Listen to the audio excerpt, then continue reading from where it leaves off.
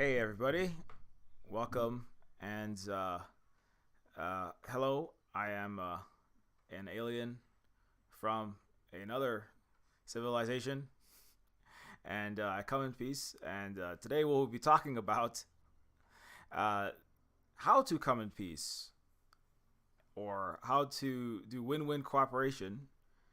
It's win-win, mutual, beneficial cooperation 101 for barbarians, as taught by the alien civilization of colonized people, indigenous peoples, such as myself. So I will be the Klaatu today, from the day the Earth stood still. So, anyways, okay, I can't keep that gimmick up any longer. The day the Earth stood still is a show that we just watched the other day, and it will be today's poster for my YouTube channel, so that it doesn't get taken down for saying true stuff. But anyways, yeah. So I did want to kind of give a little review of it. I'm sure it's gonna come up over the course of this stream. But if you don't know anything about this show, before we get into the other topics, The Day the Earth Stood Still is a movie from the 1950s, 1951 to be exact, unless I'm mistaken. Let me just I'm pretty sure we just double checked that. The Day the Earth Stood Still, first released in 1951. It is an American science fiction film from 20th Century Fox. You got that ancient, that military drum roll. You hear an ancient, like, bit crushed, like 8-bit lo-fi version of that in this movie at the very beginning. It's like, wow, it's like the original Fox drum roll. Anyways, but it's the anyway. So it's got it's a really old movie. It is 71 years old.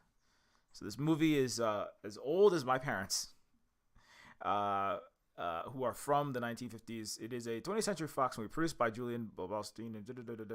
It's got Michael Rennie, Rocky Horror Picture Show references, Michael Rennie, and The Day the Earth Stood Still.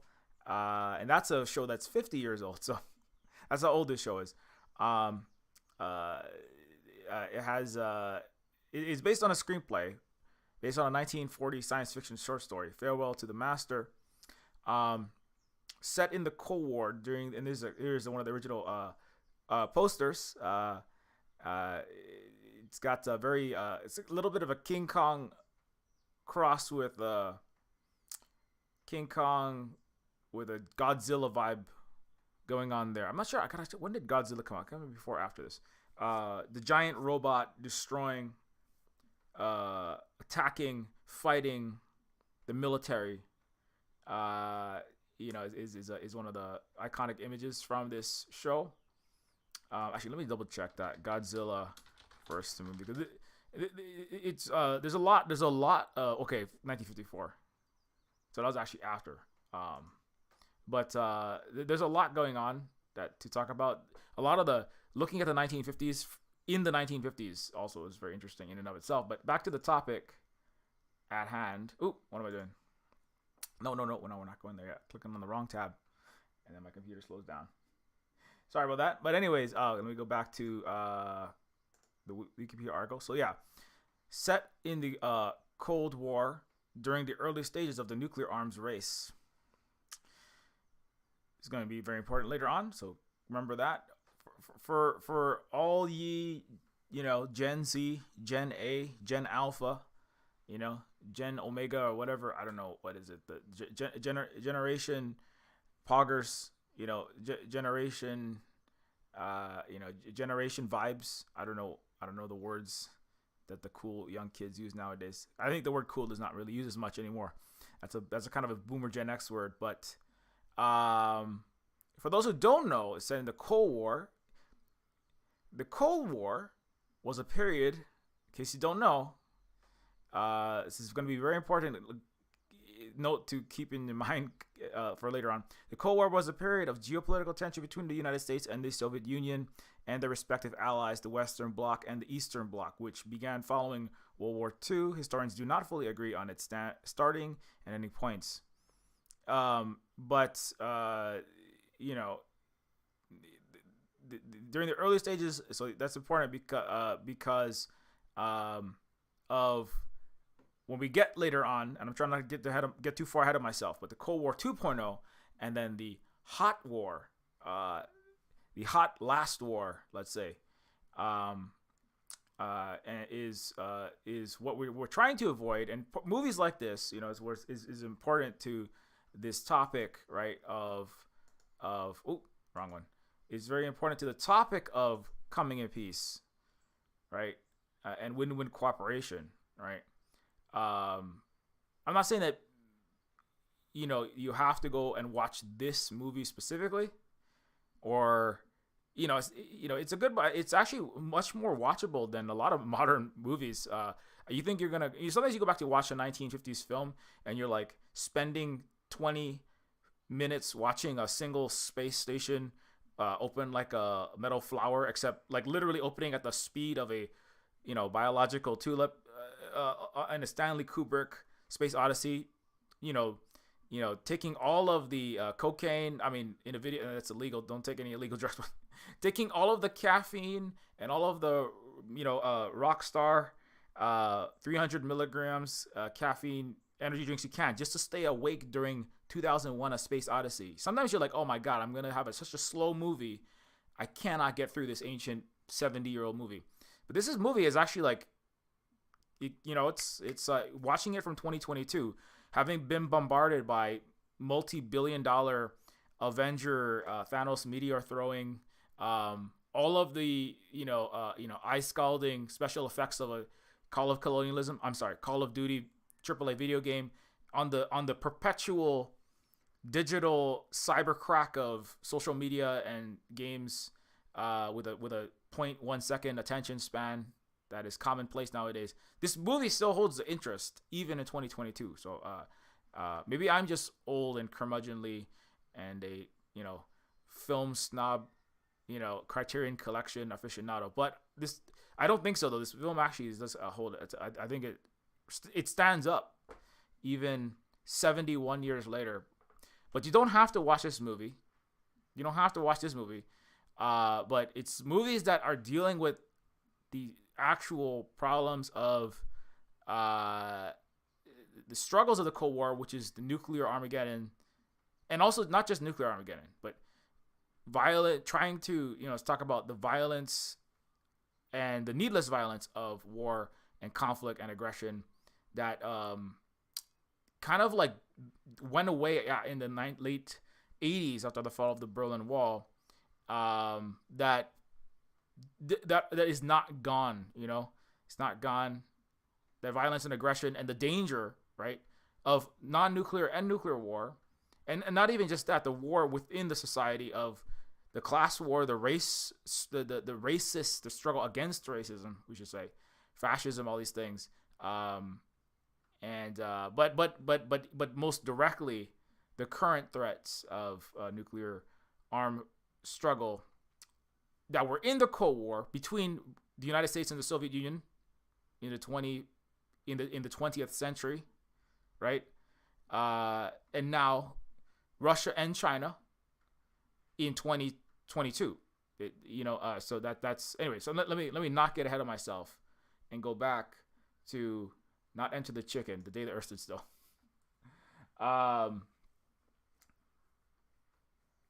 Hey, what's up, Lark Park? Anyway, so set in the Cold War during the early stages of the nuclear arms race, the film's storyline involves a humanoid alien visitor who comes to Earth, accompanied by a powerful robot to deliver an important message that will affect the entire human race.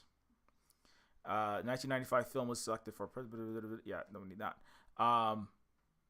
When a flying saucer lands in Washington, D.C., the United States Army quickly surrounds it. A humanoid emerges and announces that he comes in peace and with goodwill. When he unexpectedly opens a small device, he is shot and wounded by a nervous soldier. A tall robot emerges from the saucer, quickly disintegrates the Army's weapons. So we have We have a Russian PT-76 Soviet grade um, demilitarization tactics coming from 250 million miles away. So that's pretty cool. Demilitarization and denazification aliens, in the sense of, the fascistification about people who believe that extermination of entire classes of people based on arbitrary skin color, nose shape, and iris hue characteristics is warranted. So these are very Soviet aliens. I'm trying to get a rise out of some people, obviously. The alien orders the robot Gort to desist. He explains, Klaatu is the name of the alien, Klaatu. He explains that the now broken device was a gift for the President of the United States that would have enabled him to study life on other planets. But in the brash, hair trigger happy, Western, I would argue, but certainly American military, stupidity. They shoot the device that would have helped bring amazing possibilities to the people of Earth, and giving them all kinds of technology and advancements, and they have, anyway. So that's an important scene early on. It's immediately Klaatu comes in peace, and then he gets shot, right? It's kind of like the United States, just immediately jumping to. There are other civilizations currently trying to work with the United States, and we would like to cooperate on COVID, on climate, right? To build the wealth and help people survive, all of our struggles, all of there's lots of struggles. They're not unsurvivable, and the U.S. says no and just shoots, or just aggresses proxy wars, So that attitude is like what you see in The Day the Earth Stood Still, and the problems of it. Right? Shooting yourself in, not necessarily the foot, but yeah, you're shooting yourself in the foot by shooting the peaceful alien that's giving you super advanced technologies, right? And amazing possibilities and potential, offering you this, the most amazing gift ever to enable all of your people to advance well beyond anything they could ever have live in be brought into, the kind of plenty and great future of the Star Trek Federation, right? And then you just shoot it out of his hand. Anyways, so that's coming in violence, right? Anyways, so the alien Klaatu is taken to Walter Reed Army Hospital. After surgery, he uses a salve to quickly heal his wound. Meanwhile, the army tries, but is unable to enter the saucer. Gort stands outside, silent and unmoving. They're trying to use welders and diamond bit drills and, all of the king's nuclear blasters and all of the king slash CEO slash military industrial complexes, sonic boom armed men trying to chop into that saucer. This is Gort there. Oh, that's the movie trailer. Should I play the track? I probably should. I don't want to get in trouble. So they're all trying to bust into the saucer. Let me just too many tabs. Starting with too many tabs. Close your tabs. Close your tabs before your stream explodes. Okay. Sorry about that. Okay. So now. Okay. Not that one. Okay. So back to so the saucer, they're trying to chop into the saucer. They can't get in. They can't get in. They should have figured out that any attempt to it's pretty ridiculous. It's pretty ridiculous, right? There's an alien that has traveled hundreds of millions of miles through space to get to Earth. The fact that the level of technology that it would take to accomplish such a feat, right? Nuclear atomic power, fusion, harnessing the entire power of our sun. They could blow up an entire planet, like hovering technology, like dealing with the gravitational G-forces of rapid acceleration, being basically able to alter the laws of physics in order to make a flying saucer perform those feats, right? And then land in the middle of Washington, D.C. and then you can't even figure out what kind of substance this device is made out of, right? That should have been enough to tell you, you should come in peace, because this alien civilization could crush you like an insect, like a cockroach under its foot. Why are you attacking it, right? But that's the complete stupidity. And that actually comes up. Klaatu literally says, I have little patience. They say, well, you don't understand. You have to have patience with our Western rules-based international order. Our G20 countries, we have a little bit of problems between each other. We have to understand our politicians and our governments are, we can't all have a meeting with you. You just have to be patient. And Klaatu is like, I don't have a lot of patience for stupidity. What is wrong with you? And it's like being an indigenous person. I don't have a lot of patience for all of it. What is wrong with you? You're going to get yourself killed. If you shoot at Gort, that's the thing that you learn later. If you shoot at the robot Gort, it will annihilate you. It's like if you shoot at your Earth Mother, it will destroy you. If you shoot at the Earth, if you gouge out if you attack her by gouging out all of her skin and then sucking all of the black Jurassic ancestors out, called fossil fuels, and you burn it all, she will destroy you. If you attack our relative alien civilizations, they're just called Asians. All science fiction in the West is projecting into space Asia, everything that it does. And if you attack your Asian, you will be destroyed in nuclear Armageddon. Not everyone will be destroyed. What is wrong with you? Why are you shooting? Anyway, so why are you coming in violence?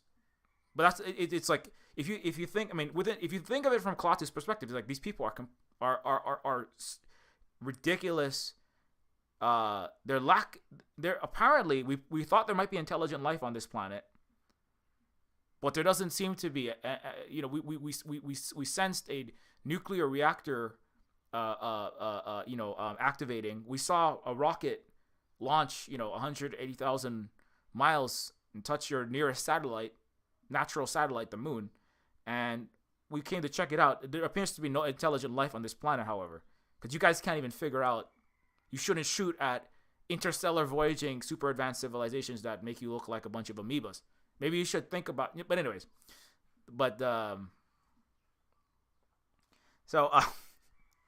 anyways, yeah, I've already kind of jumped the gun a little bit. Klaatu tells the president's secretary, Mr. Harley, that he has a message that must be delivered to all of the world's leaders simultaneously.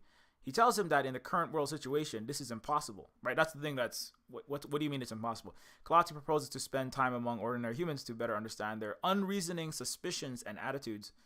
The president's emissary rejects the proposal. Klaatu is kept under guard at the military hospital. Klaatu is unable to escape and moves into the boarding house as Mr. Carpenter. On the using the name Major John Carpenter. No relation to the director of Evil. Not Evil Dead. No relation to the Escape from New York film and The Thing. And They Live director John Carpenter, the real person. Anyways, on the dry cleaner's tag on a suit acquired, among the residents are young widow Helen Benson and her son Bobby. Klaatu becomes a mentor to Bobby. He's a Helen's tutor. Tom Stevens becomes jealous of this Carpenter. Anyway, so it's a bunch of unfolds, and they cannot get the Klaatu cannot get. I'm sorry. Klaatu asks for an audience of all of the world's leaders. They can't get it. Why? Because it's the Cold War, right? And there's a little bit of still Russia-gate-y stuff going on there. It's like it's mostly Russia's fault. It's Moscow's fault. The Soviet Union is not playing with our international U.S.-led global hegemony and full-spectrum dominance. And so there's a little bit of Russia blame there. It's going, well, we can't meet because the Russians are unreasonable. They just won't become capitalists like us and join in happy-go-lucky American liberal Western democratic capitalism, which anyways, that's a long. That my take on that. And so but it's not America. It's not because America is waging a cold war against the Soviet Union and China as well. But it's not our fault. Britain is just too. All our Anglo-Saxon parents in Britain, everybody has a transatlantic sort of accent here because they're trying to sell movies to Britain, and the Klaatu is British doing an American transatlantic accent, just talking like this. Oh, it's Hollywood's saying it's like a Southern drawl crossed with a New England, posh, intonation crossed with British, so that you could sell movies across the pond and also in the U.S. and it's a certain sort of accent. But anyways, but it's not us. My point is, it's not us, the Americans. It's the British who won't meet in Moscow. So this is weird. Anyway, but it's an American-made movie, so they got like everything else, like Stranger Things, got to have Russia bad in there somewhere and capitalism good. Lots. I mean, that's the one thing. That's not the one thing, but that's one of the things. That's like, anyways. But the bigger point is that they can't get an audience because the world is divided, right? The leaders will not agree to meet in one place because there's still conflict, and there's a split in the world, and build up towards war. The Korean War is in this same time period, and so the World War II had finished, but there was still war in the world, obviously. The boy takes Klaatu on a tour. Anyway, so Klaatu is able to escape, moves into the house. He investigates, but he asks, like, who is the smartest person? Who is the greatest living person? And then he finds a great scientist, kind of looks like Albert Einstein, Professor Barnhart. They visit his home, but he is out. Klaatu enters the house. Barnhart's blackboard is covered in mathematical equations like E equals MC squared, and all these great physicists, mathematics that are ostensibly going to be producing time travel or nuclear fusion, et cetera, to give limitless energy so that they can travel the stars as well. The Apollo mission had not launched yet. Now the Soviet Union was actually surpassing the United States in space science, so that was part of people think about the great time of about the race to the moon, but actually a lot of the race to the moon for the United States especially was about a race to get nuclear intercontinental ballistic missiles, and that's part of the airbrushed history of the United States. That's that is falsely remembered, like everything else about it, basically. But in this time, there were scientists developing the technology that would later take Neil Armstrong and actually, when I say scientists, a lot of it was black women, like the hidden figures, like I often bring up, it's very important, is not. And this is a very white dude movie, obviously. It's the 1950s. All the women are property, basically. Living in a boarding house, waiting to be rescued by their some future man who will be their entire meal ticket. You really get that. That's one of the. I don't want to open that up right now because I have like 5 tangents deep within the first 30 minutes. But that's a huge one. It's looking into the 50s and the super cis heteropatriarchal, racist, capitalist world of the United States. When you look at the movie. It's not like a point, but it's like it's a time capsule to 1951 from 2022. Anyways, they visited his home. He's out. He finds this great scientist, right? Klaatu enters the house. Barnhart's blackboard covers the equations. Klaatu adds to them and basically solves. Solves like the hard. Well, now it's like the hard problem of consciousness is one of the main problems. Like solving the 26-dimensional Octonian superstring equations to bring a theory of the to unify quantum mechanics and Einsteinian gravity, and but Klaatu comes in and basically solves all of those most difficult problems in science and in physics, right? That would enable space travel. Extreme advances, rapid magnitudes and quantum leaps in technology, right? And so he solves these things, and that's how he gets a meeting with the greatest scientist. That evening, government agent escorts him back. I'm going to go through this whole thing. Basically, like, the political leaders won't meet, but the scientists agree to meet. So that's actually very important, and actually that kind of harkens back to a previous stream I did, a video I did last time, which was about surviving the ends and Ghostbusters Afterlife, which I enjoyed. It was very funny. This movie is less funny, but also I think actually much more watchable than I thought. But in this video I did last week, as I said, like, the main character, one of the main points about this one was that Egon Spengler, the scientist, right? The most important, the scientist who is actually telling the truth, has actually studied the actual facts and the in this case, the supernatural ectoplasm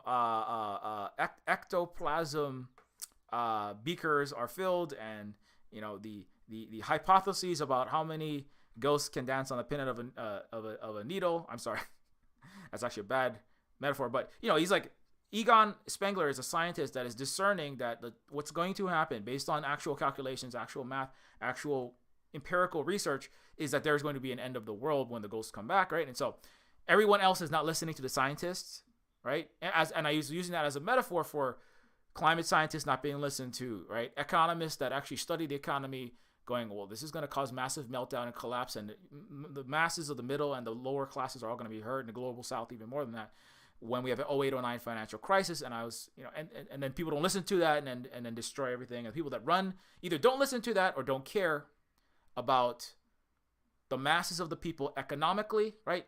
In the current inflation, nearing hyperinflation that you're experiencing with your $20 gas and milk, right? Freezing in the dark in Europe, right? People, and so the science and the truth, the actual facts are saying you're going to destroy your economy. If you continue to rapidly use these fossil fuels and you don't listen to indigenous people and support their struggles and support renewable energy and all these other things, you're going to have climatic destruction, and you're going to have wildfires, category 7 hurricane pyronados, and all these terrible events, wildfires everywhere, sea levels rising, mass migration. No, I don't want to listen to that. I don't want to listen to the Egons, right? We're going to have, pandemics. If you don't wear your mask, you don't get your shots. These tiny, microscopic, aerosolized, airborne, deadly, hyper contagious bacteria will cause both human life loss, by mass disabling events, as well as economic destruction. No, I don't want to listen to that. I'm just gonna have my freedom and put my red, white, and blue star-spangled yoga spandex on when I do my yoga class for liberals, or go to my my gun selling church for conservatives and spit all over everyone, and hope that and believe in the all-saving omni vaccine of the blood of Jesus Christ. And I'm going to have a little grape juice, and that's going to cure all COVID, because God will save my lungs. Anyway, so all this is like I don't care, Egon, I don't care, scientists. That's my point, right? I don't care what the truth says, right? So I would argue, like, science is a small pocket of indigenous, healed, normal human intellectual practice. Science is a pocket of normal human thinking when it's actually done appropriately. It's not always, right? Pockets of science in the West, in a mass of military, capitalist business, and selfish, individualist, racist, sexist, milieu. The entire fishbowl that everyone's swimming in is nonsense, bullshit, anti-scientific, and just broken. And then there's like little pockets. That's why the climate scientists are screaming, and the cops are mass arresting the climate scientists and killing climate scientists all the time. And they feel like they're all losing their minds because they live in a completely batshit, as Klaatu would say, stupid and also malicious Western culture and society, right? So that's So to get so coming back to this, right?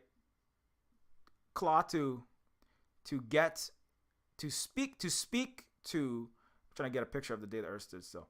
So to speak to all of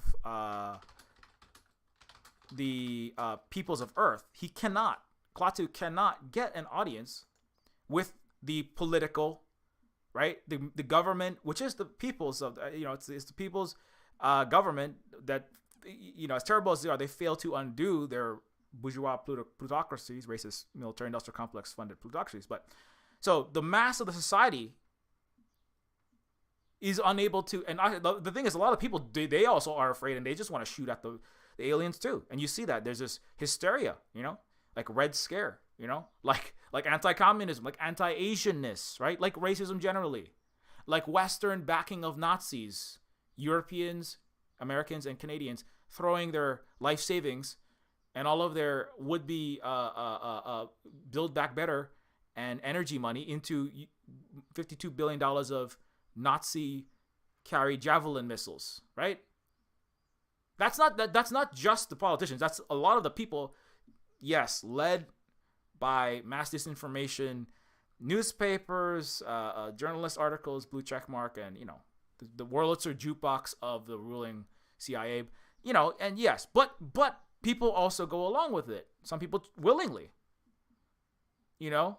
and so, but that's the mass. And so Klaatu is like, I'm trying to have is there any sane, like, good people here that's like not trying to get themselves killed? And the political leaders and the masses of the population of the United States, right, are it's like the answer is no, there is nothing here. There's stupidity and there's malice. It's the scientific community, right, that Klaatu has to go to the scientific community, who, and the thing is, like, a lot of it's just, well, I just want to have my problem solved, right? Just kind of like, it's like kind of it's always kind of like, I'm not necessarily here for world peace, but hey, you are really good at equations, and so that will help. There's one guy who's trying to get his career furthered. Oh wow, if I turn the alien in, I could make a lot of money being on the front page. I'm gonna be a big hero in the war of humanity against the aliens, and I'm gonna make a lot of money. And he's like, he's a cis straight white guy trying to get his new 50s Stepford wife, right? And the women all have to live in this boarding house, because if you don't have a man, you can't even open a bank account at this time. You basically don't really count as a person, right? Now, although that's kind of a silent. It's not really any commentary. I would say that's just the 1950s America, being cis white, super sexist, super racist. There's like one black person in the entire movie. There's maybe two. They don't do anything. But that's just a whole nother thing that's not even touched, right?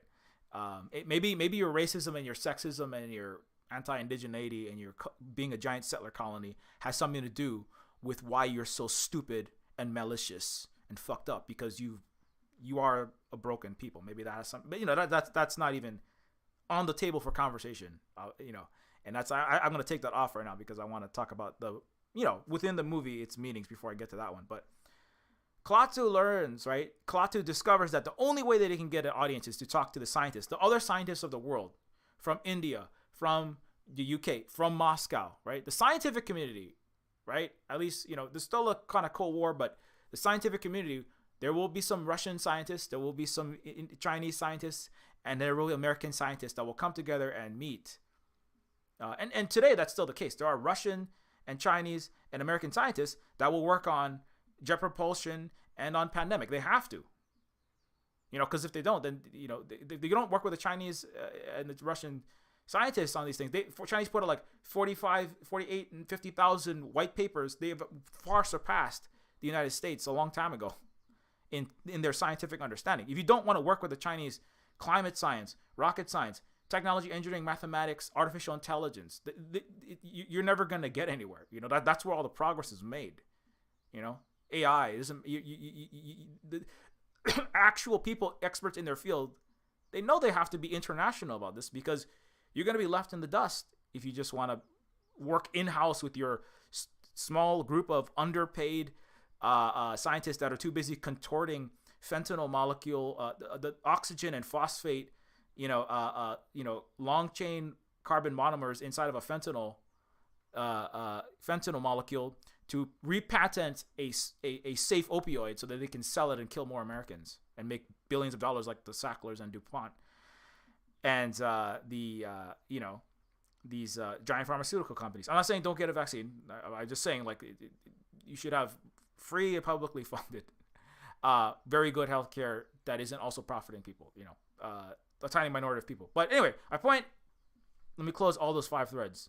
Klaatu is only able to get audience with the scientific community, and that's how he finally is, okay, well, I'm going to talk to the scientists, and then the scientists will relay to their nations, because he said, I have to speak to all the nations of the world at once. It cannot be one or another nation or just a handful of nations. It can't be the G7 or the G20, the Davos crowd. It can't be the rules-based international order, trying to exclude Russia and China, right? It can't be the TPP, the Trans-Pacific Partnership, trying to exclude China. It has to be the global partnership of all nations of the world, or I'm not talking to you. They can't get that to happen, I would argue if Klaatu showed up in China, number one, he wouldn't have got shot because that's not a thing they do. They haven't made war. There's like one tiny war that's like about 1% of one of America's wars, that of the dozens that it's been in the last 70 years. So if Klaatu showed up in China, he wouldn't have got shot and wounded. So you might have this amazing tool that would enable communication between planets and interstellar civilizations. But anyway, so it's a scientific community where he has to speak to people, speak to all the nations of the world at once, and he tells them this message. We have given in matters of aggression, we have created a race of robots, one of them like this giant robot Gort, and in matters of aggression, we have given them absolute power over us. Your choice is simple. Join us and live in peace, or pursue your present course and face obliteration. We shall be awaiting your answer. So because humanity is becoming a spacefaring civilization. Star Trek has similar sort of concept to it as well. Gene Roddenberry was served 80 plus military missions in World War II. As you're becoming spacefaring, there are already spacefaring civilizations. Then they leave you to be, right? So the conceit behind the Day still is very similar to that kind of prime directive of Star Trek. We're going to leave you to be.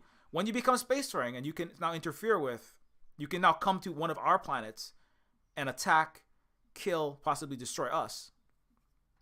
We just want to let you know this is how we have dealt with these problems, is by giving this unreprogrammable race of robot. 2001 The Space Odyssey has something kind of similar to that. We've given this it's like mutually assured antimatter Death Star ion cannon destroying robot destruction, right? So if any civilization tries to attack another one, the non-robot peoples, a non-aligned neutral Death Star will open up and destroy that people operated by these robots. Is basically the concept, right? Now in this time, nuclear mutually assured destruction was developing, right? Where if anyone with a nuclear weapon shoots a nuclear weapon, like the United States shooting the Soviet Union or the Soviet Union shooting the United States, all 3,000 nuclear weapons launch, destroying with multi-kiloton radioactive 10 million degree fire. It will annihilate every city, and the fallout will cause nuclear winter and destroy all life on Earth. Tens of millions of people will die initially, and by the end of it, and Russia has a dead hand that will automatically, even if every Russian is dead, their systems will automatically still launch every nuclear missile and wipe out every city and probably every person on the planet Earth, and most creatures larger than 10 pounds, and certainly the most mammals and reptiles. So that was already in, the nuclear arms race was just beginning, but it was already understood that if nuclear war were to break out, and the U.S. had 60 plus plans to nuke China, Korea, Vietnam, and other Asian countries, by the way, and the Soviet Union, of course, as well. And they nearly did in this time. There was a plan. Daniel Ellsberg leaked from the highest levels echelons of the U.S. military and intelligence complex detailed plans to nuke, how and when to nuke. The thinking in this time with this Dr. Strangelove people, which is actually a true story, by the way, barely dramatized at all. About these mad thinking the unthinkable, the Rand Corporation and the U.S. Think tank eggheads who were planning how to nuke China and Russia at the same time before they got enough nukes, and we would sacrifice. It was unhinged, It was batshit, and it was batshit off its shit, And also horrific, because they're planning how to. We're going to lose Chicago, New York City, Manhattan. Half of the United States will be irradiated. Tens of millions would die instantly in thermonuclear fire, and then hundreds of millions of people would suffer, billions probably. A lot of Africa would starve.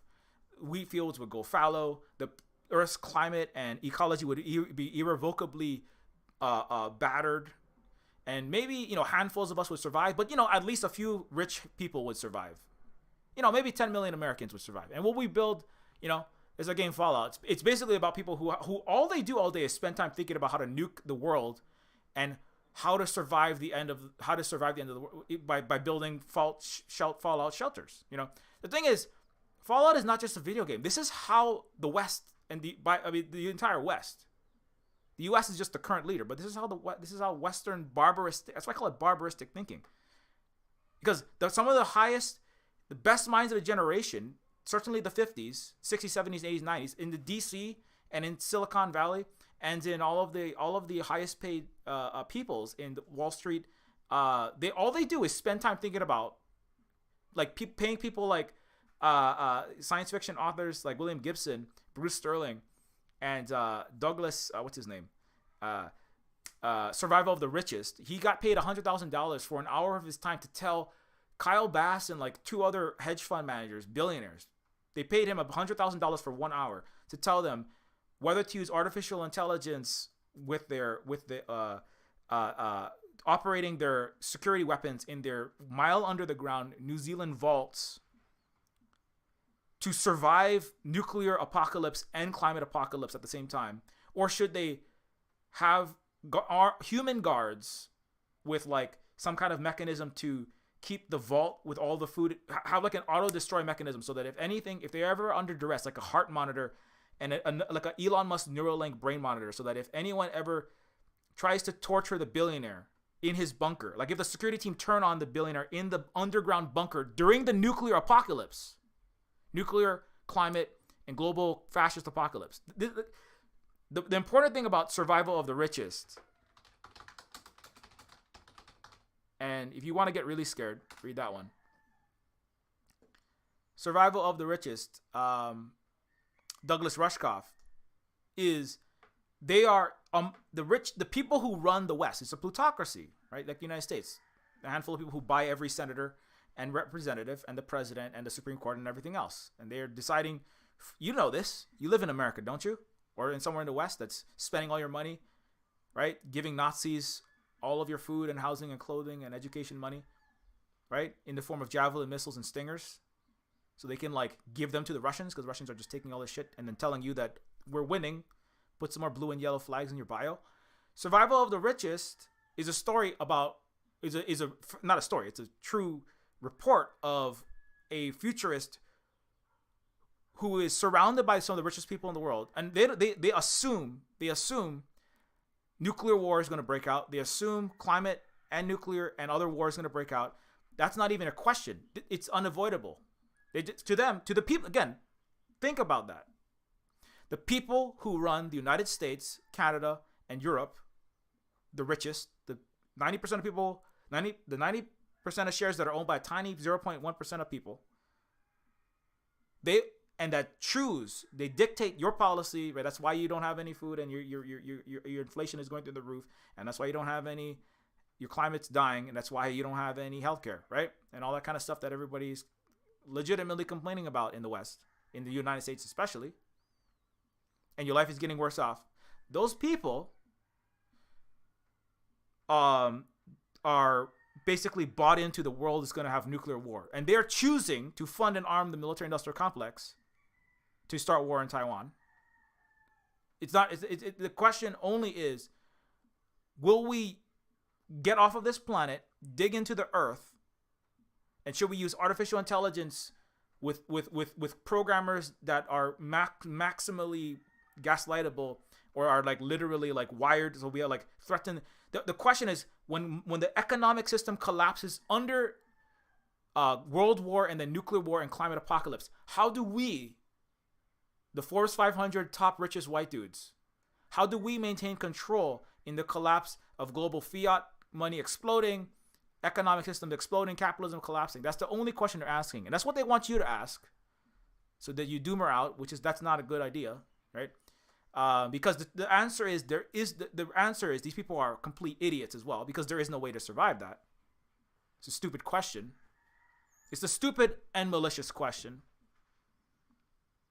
And those are the people that are making these decisions. So Dr. Strange, and those are the people that are funding the think tanks to game out nuclear war with China and Russia right now. The reason why I'm doing this, I made a thread this morning because I'm like, this is not a joke. This is not like speculation. This is like what's happening right now, by the way.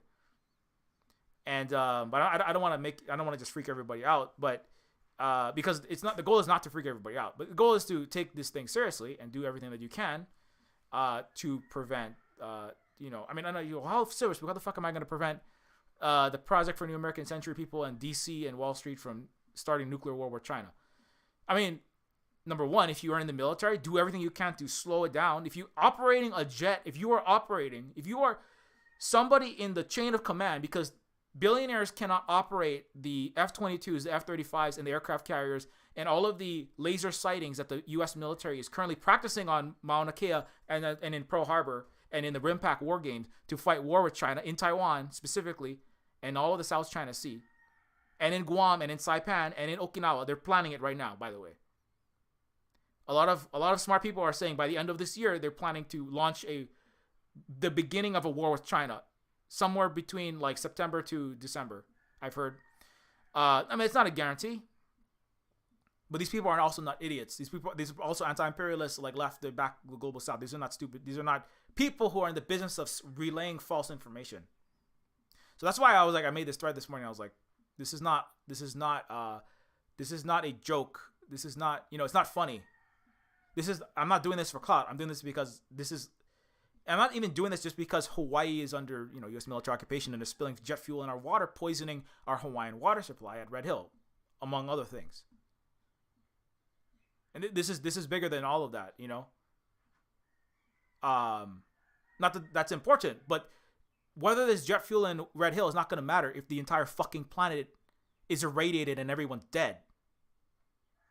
Nobody is gonna. I mean, I'm not to belittle anyone's individual struggle, but no struggle that you are currently fighting for is gonna matter if the United States starts nuclear war with China in the Taiwan Strait and supports like 57% of Americans back a war. 57% of Americans are say we should send U.S. military troops to Taiwan to defend Taiwan in a war, in a Chinese civil war. Actually, that's what that is.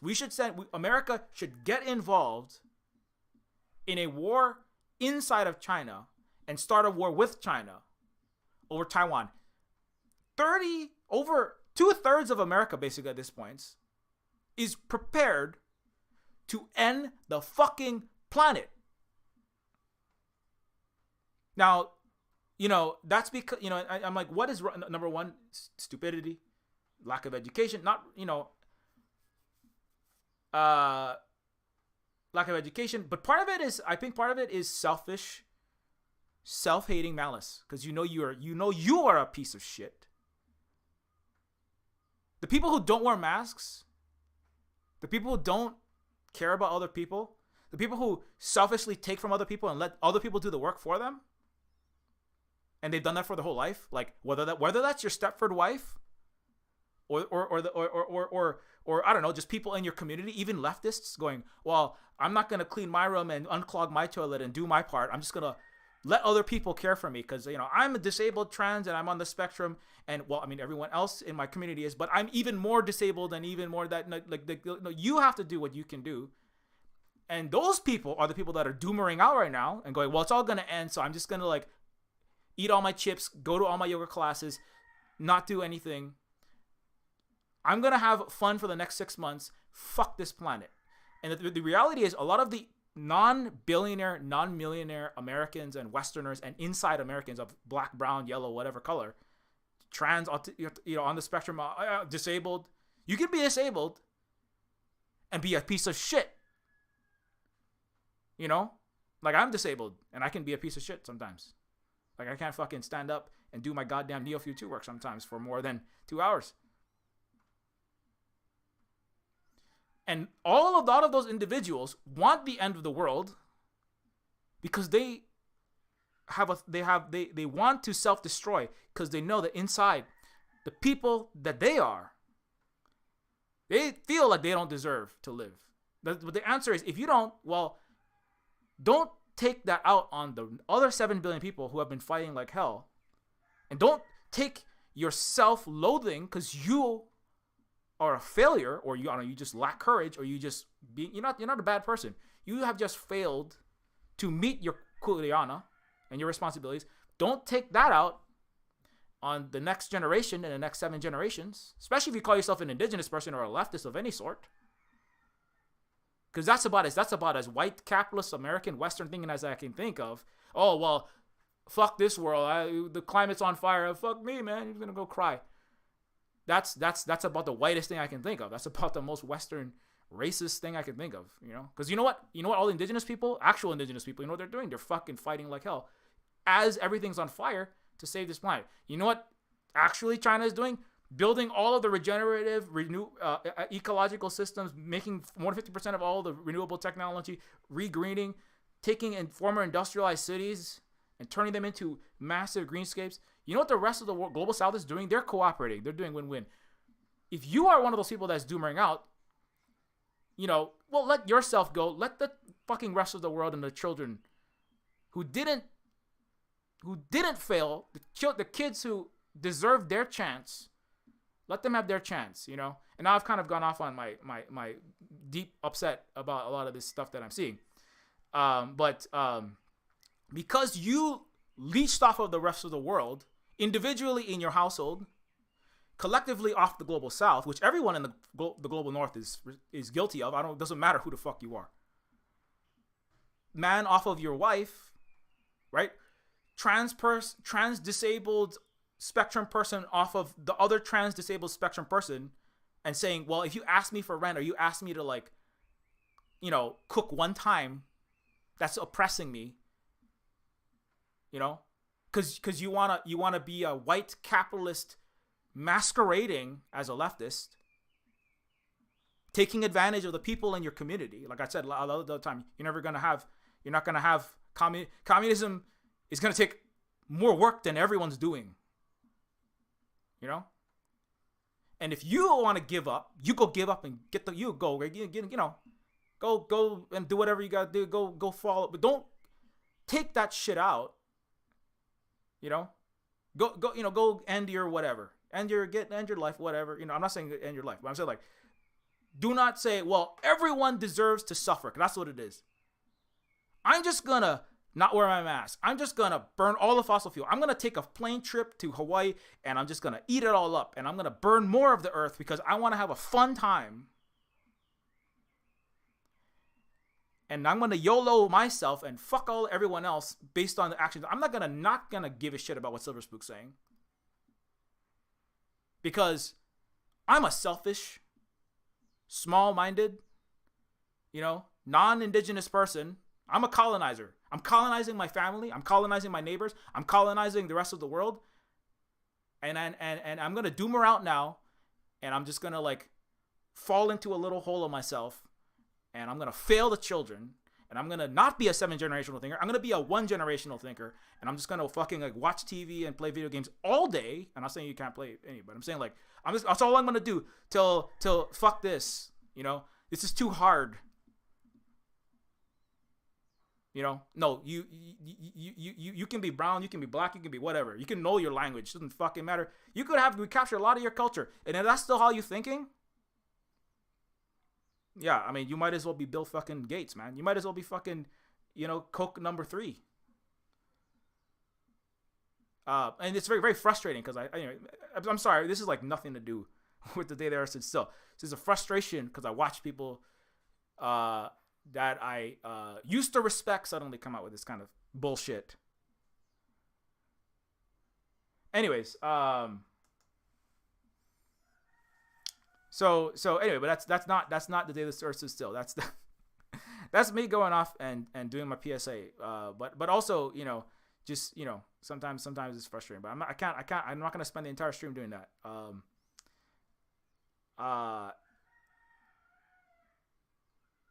Okay, so now back to the day the earth stood still. Why did I bring up survival of the richest? Because that is still the way that the earth thinks. The problems that Klaatu was running into in the trying to talk to everyone of the earth to get everyone this message at the same time. He couldn't get it done. If you choose, this is the thing. It doesn't matter how many wildfires burn. Doesn't matter how many pyronados happen. Doesn't matter how much climate change there is. Doesn't matter. That's. There's always still a choice. Climate doom articles are written by Western media. That's all I'm seeing it from. The Chinese are not writing all those. You know why? Because they're just the Chinese and indigenous people and the rest of the actual based world. They're not sitting in their fucking house, right? Doing nothing, playing video games and reading about how the world's ending and going, oh, the world's going to end anyway, so I'm going to play more video games and do fucking nothing. And I'm somebody who makes video games, right? And I'm not saying because you played a video game that means you're bad. No, it's like people who say there's no point. Because the more climate doom you read, the more you feel like there's no point, right? What you should be reading is how indigenous people stop 25% of the emissions. But do you see Reuters? Do you see BBC? Do you see blue check marks talking about how much climate change indigenous people stopped in the US and Canada? No. Because you're consuming American Western capitalist media becoming the white person they want you to be when you climate doom out. I'm not saying that you should not. It's not saying you don't care about it, but it's like the sense of it's inevitable. There's nothing we can do. Is put there. It's climate. It's like capitalist climate. Like capitalist realism in the Vampire Castle. Capitalism wants you to think that there's no option other than capitalism, so we all have to just, like Tina, right? There is no alternative to capitalism. Margaret Thatcher. They want you to believe, right? I'm going to get off of this. It's just a wall of text. They want you to believe that there is no alternative so that you give up and just participate in capitalism. They also want you to believe there is no alternative to climate apocalypse. It's capitalist climate realism.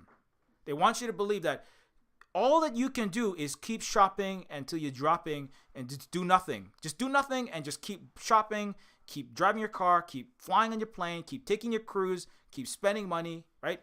Don't, right? So that they can make as much money as they can till everything dies. Because the people who write those articles are self-hating Western media, 100,000aires and millionaires and pieces of shit, and they hate themselves.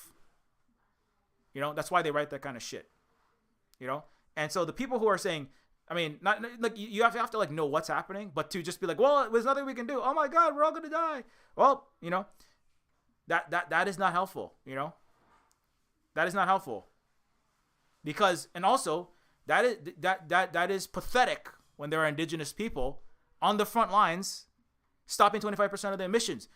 There is something you could do. If every American and brown and black person that is actually American inside calling themselves indigenous, but they're actually not, because they're too colonized. If every person in the United States did 10% of what indigenous people do, there would be a carbon neutral America, and that might include dealing with the military industrial complex. The reality is climate doom articles enable you to leech off of indigenous people like you leech off of your roommates when you don't unclog the fucking toilet. Climate doom articles enable leftists to and so-called indigenous people who are actually colonized people, right? And that's not their fault, but I'm just calling you out right now. To let the actual water protectors keep water protecting while you sit around and watch the fucking Netflix. If you were, because the water protectors, you know what the Dakota and the Anishinaabe people aren't doing? They're not writing articles about how we're all fucked. Even though they're more fucked than you, because they're fucking already in boil water advisories for decades. They're not writing those articles. Who's writing? What are you reading? Why are you reading Western white capitalist media? That's what I ask you. If you're reading those climate articles, why are you having your brain washed? Right? Indigenous people are not, you know what they're writing? They're writing, hey, we're doing this. Hey, we're doing this. Hey, we're all gonna go get arrested today and the police might kill some of us and our women are missing and murdered. But we're still gonna show up because the mother, Aina, needs us. The motherland, the mother of nature needs us, and that's our kuleana. So we're not gonna spend all fucking day doing nothing and crying into our fucking cereal and milk and eating fucking, just consuming as much as we can until we all fucking die. Anyway, I'm sorry. This is incredibly infuriating because I can't stand this shit. I'm not saying anyone in specific, but I just seen this attitude sometimes from people who I suddenly lost a lot of respect for. It's a waste of time. It's a waste of energy, and you should be, I'm not saying you shouldn't be informing people, but if the information is coming through and it's information that's gonna lead people to do nothing, then it's not helpful. Now, what I'm saying is of course you're well, Service Book, you're talking about the end of the world. No, I'm talking about we have to stop the end of the. Anyway, I'll go. I'm already off of the main topic, so I'm just gonna go straight to my thread. Right?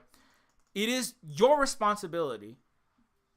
It is your responsibility, and this I am talking to you, American English speaker. It is your responsibility. Not your politician. Not someone else. Not indigenous people. It is your responsibility to stop your empire. Not President Biden. Not President Biden's military. It's your military. Do you this is the lesson the Vietnamese and the Chinese and the Cuban, they can scream it all day, but nobody gets it. Evo Morales didn't build Bolivia's socialism. Xi Jinping and Mao Zedong and Ho Chi Minh and Castro didn't build Chinese, Vietnamese, and Cuban socialism. The people of Cuba, the people of China, the people of Vietnam, and the people of Bolivia built their own socialism. But this is part of this is the thing. This is a lot of part of that thing that irritates me in the Western leftism, and people calling themselves socialist, communist, indigenous, revitalized. Even some people in indigenous communities that are fucking selling NFTs and crypto coins or in their indigenous community not doing anything. Letting the women and the Two-Spirit people and the people on the front lines do all the water protecting.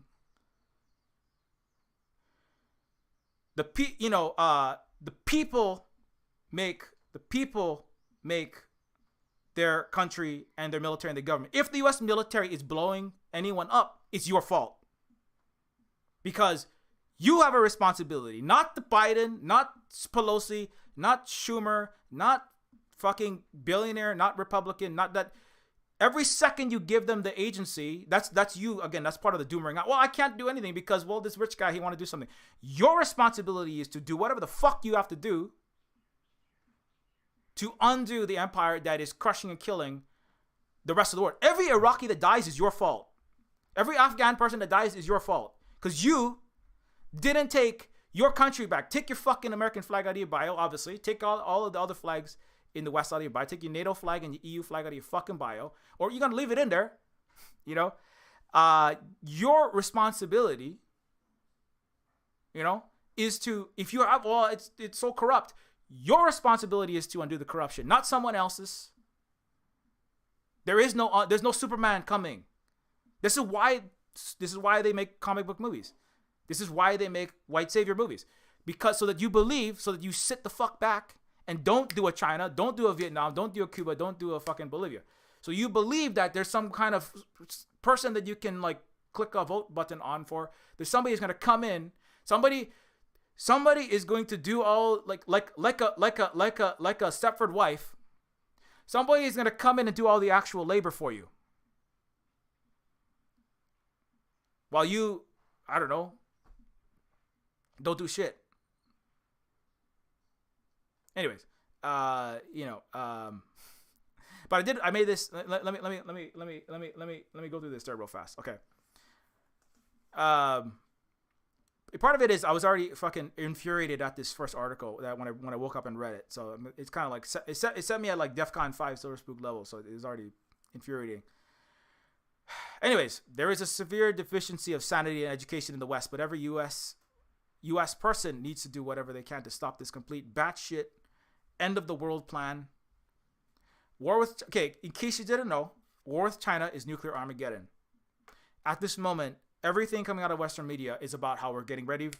Taiwan is a hot topic.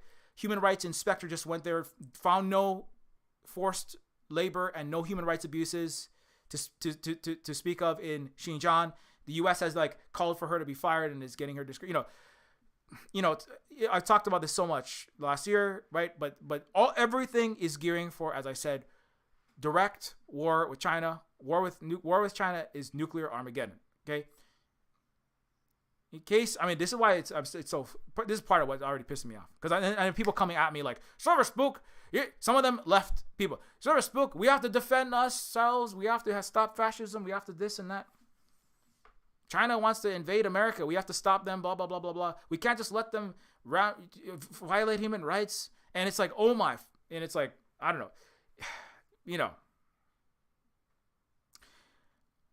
In case you don't know, okay.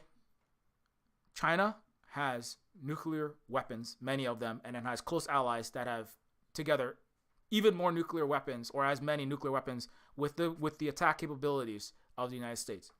So I don't know if people understand this, but sometimes people don't, and that's okay.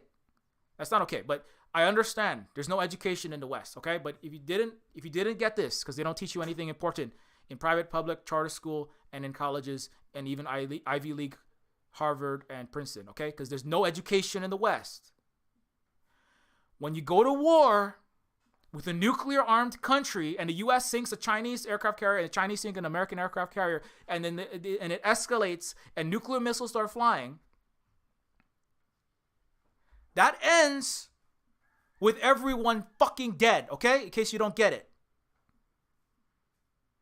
This is not, I'm not joking, I'm not being hyperbolic. Okay?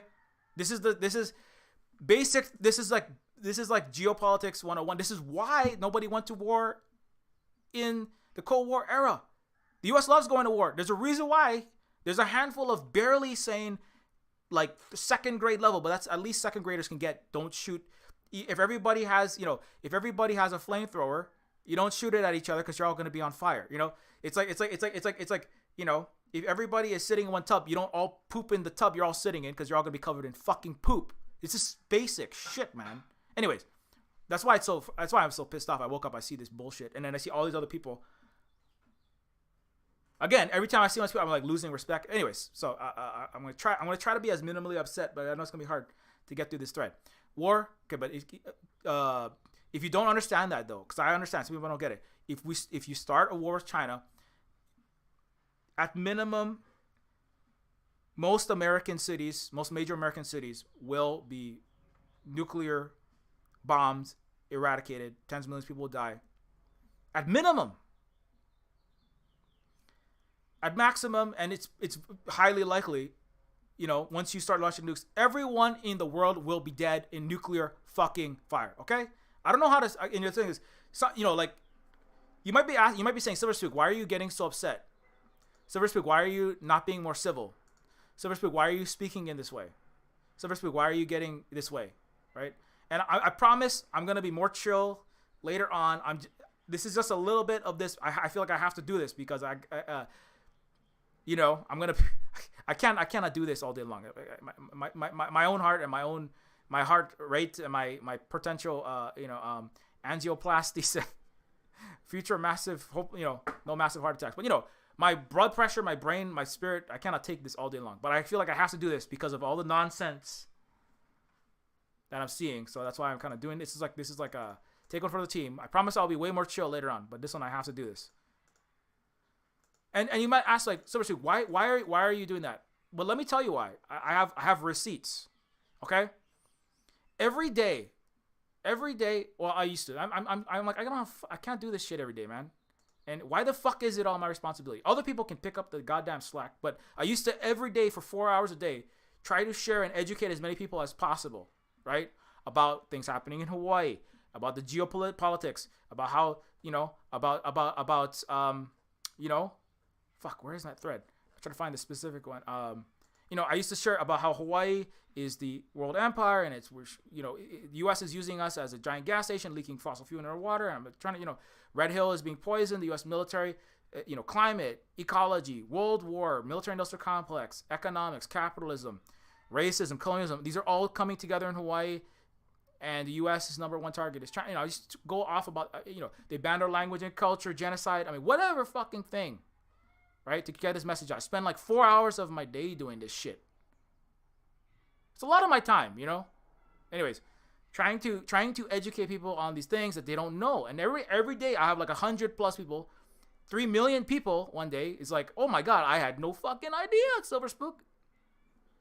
I had no fucking idea. And now there's more coverage of Red Hill. I'm not saying that I did it, but that's something that I had a kuleana I felt to try to do that.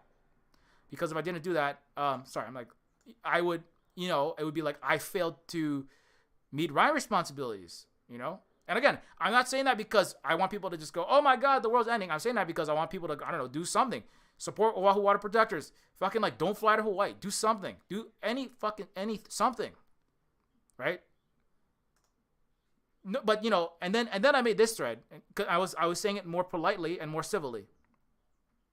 And then I made this thread. I said I'm a native Hawaiian begging because I'm like, oh my God, I'm coming to Hawaii. And everyone's like, oh, I'd never seen any Hawaiians say they didn't want people coming to Hawaii. What are you talking about? Hawaiians love being part of America and all this kind of shit. And then I was like, oh, maybe people don't understand. Maybe people don't hear it. Maybe people don't pick up on when I'm implying things. And I'm using metaphors. I'm speaking in this language. Maybe, I'm trying not to. I'm going to try not to, but it's just fucking infuriating. Maybe the skulls are so fucking thick in the United States and the Western so-called educated, advanced, civilized world. You need to scream directly what you're saying, exactly what you mean in all caps with swear words everywhere, or they won't fucking get it. And so I made this thread. I'm a native Hawaiian begging you not to vacation to Hawaii because the U.S. military poisoned our water. My home may become uninhabitable soon due to overuse. We do not need a shit job. We need our water. Stay the fuck home. The U.S. has completely fucked us native Hawaiians. Your short-sighted tourism capitalists are burning our islands for every last dollar, prostituting our culture and dying islands. You are not helping by dumping dollars into big tourism pockets and draining our water. It's your U.S. military. It's not Biden's U.S. military. It's not Nancy Pelosi's. It's not Raytheon's. It's not Lockheed Martin's. I mean, fuck all those companies. But it is your U.S. military. I mean, or just say I'm a capitalist. Just say I'm a liberal, and just be like, well, I'm going to vote and I'm going to get him out. It's your U.S. military.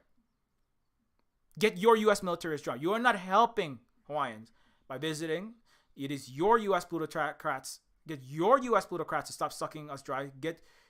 Send our orgs direct support to try to save our own lands. Like I said, indigenous people doing all of your work for you,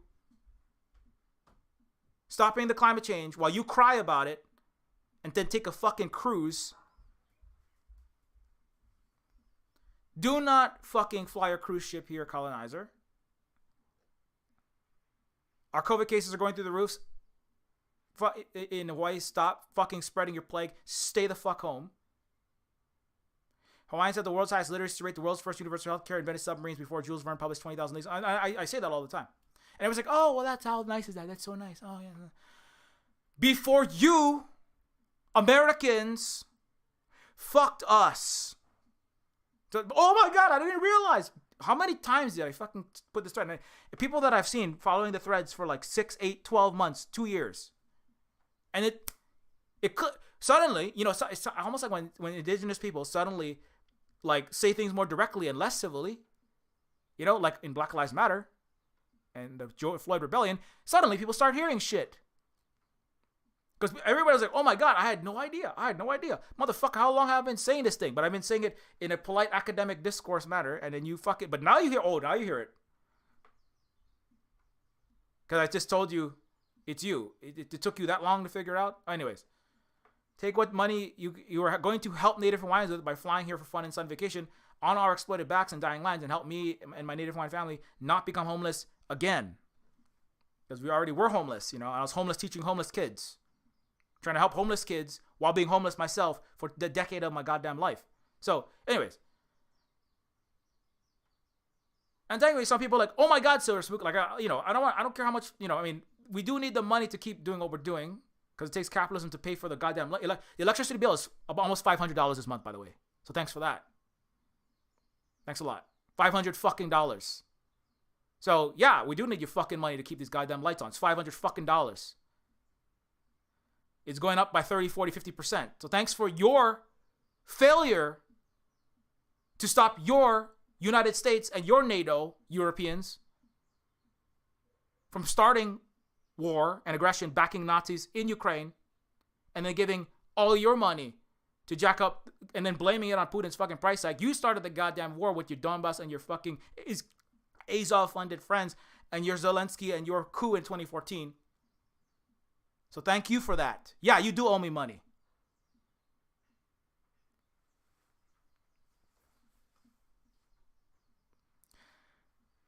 As well as the rest of my goddamn fucking land back and all the time and energy that I spent fucking spending 12 hours on my day to helping homeless Samoan kids on the side of the street, Tahitian kids, like stay out of the fucking gangs and you have a fucking father. That's what you owe all of us.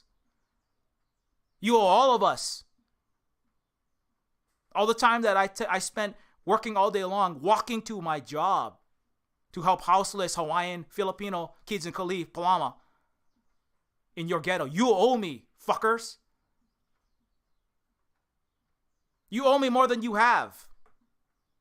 Not just me, you owe all of us. And you owe those kids. Open your motherfucking wallet.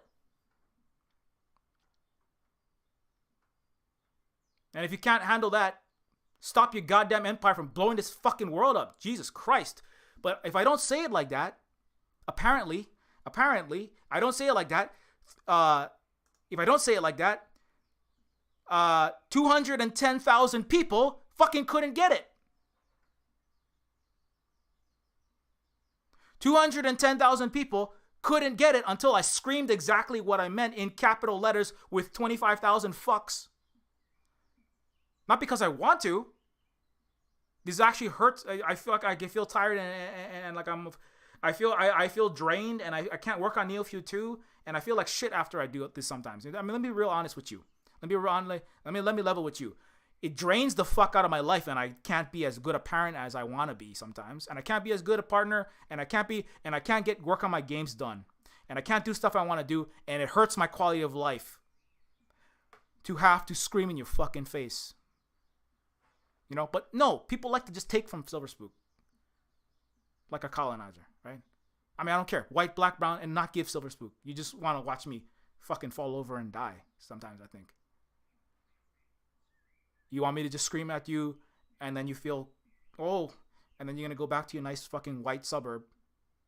Oh, I'm such a bad colonizer. Let me go to my $10,000 yoga class and take a trip to Hawaii and not listen to him. You want to watch me just fucking die, huh? I don't actually like doing this all the time. I mean, I have to do it. But I don't like having to do it. I would prefer people in Hawaii, people around the world. I mean, some of them are Hawaiian, some of them are all my fucking family. and all the other people of the goddamn planet do their part and not, rely on a handful of indigenous people burning 3,000% so they can do 2%. I would prefer that. I would prefer win-win cooperation, and let's just get along, and let's just all live a nice life like in Brady and Sweetgrass and in Xinjiang, where people have better quality of life and more healthcare and housing than you. I would love to have that and not have to do this shit. I'd rather just make fun cyberpunk and science fiction games. I don't want to have to wake up and spend 4 hours of my life not being a father. Not just having fun. Having to educate. I would rather not have to spend a decade of my life crying because I can't spend enough time with my wife and kids, or I'm being a bad husband because I'm coming home all pissed off because I just spent the last 12 hours of my day walking to work to help homeless Hawaiian and Filipino kids have a fucking parent there to help them read C-Spot Run at the age of 15. I don't deserve that. I didn't deserve that. My wife didn't deserve that. My kids didn't deserve that. You fucking owe me, assholes. Every one of you. Not just you. Not just me. In fact, I'm not saying just me, but I mean, you do owe me. But not just me. You owe more so. You owe the Global South. You owe all those kids that are worse off than me. You owe all those fucking people. You owe them not sitting on your fucking ass crying about how, oh my God, there's a fire, there's a fire, oh my God, there's water, there's snow, and it's fire. Shut the fuck up. Get your ass out. Before you open your stupid face, how many, you must do fucking 25,000 hours of getting your ass arrested on the fucking front line of water protectors before you ever open your mouth again about how fucked we are. When the water protectors and the tiny house warriors and the people that are currently fighting to survive in Palestine start doomering out, then you have the permission to doomer out. When the people of Niger, when all of the Wet'suwet'en and they go, okay, we give up. Okay, then no, you don't have permission, but then you have a slight 1% leeway to read one stupid ass Bloomberg article about how climate's dying. But you owe me. Because I don't want to do this. Anyways.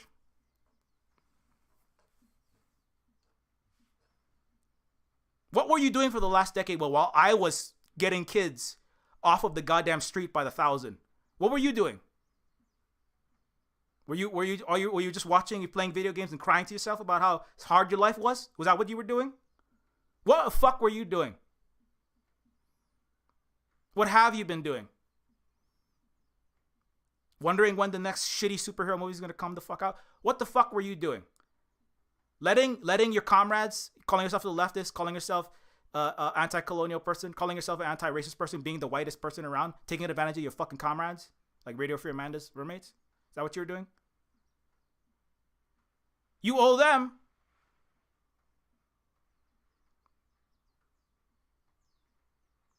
If I don't say it at that volume, people can't hear it. I'm not talking, I know there's lots of people in this chat and in this stream, and I'm not talking to anyone directly. I'm not talking to anyone directly. I'm talking generally to all the people. And if you feel personally called out by what I'm saying, you need to fucking look in that motherfucking mirror and fix yourself. Don't come at me. Because you're making me feel bad. That's about as indigenous, left, and decolonized as the white person saying, stop saying that racism is a thing. You're making me feel uncomfortable. If you feel called out, fucking fix yourself. The U.S. has completely fucked us Hawaiians. You short-sighted tourism capitalists are burning our islands and every last dollar, prostituting our culture and dying lands. You are not helping us by dumping dollars in those big tourism pockets and draining our water. Get your U.S. military out. Get your U.S. plutocrats to stop sucking us dry. Do not fucking fly our cruise ship here.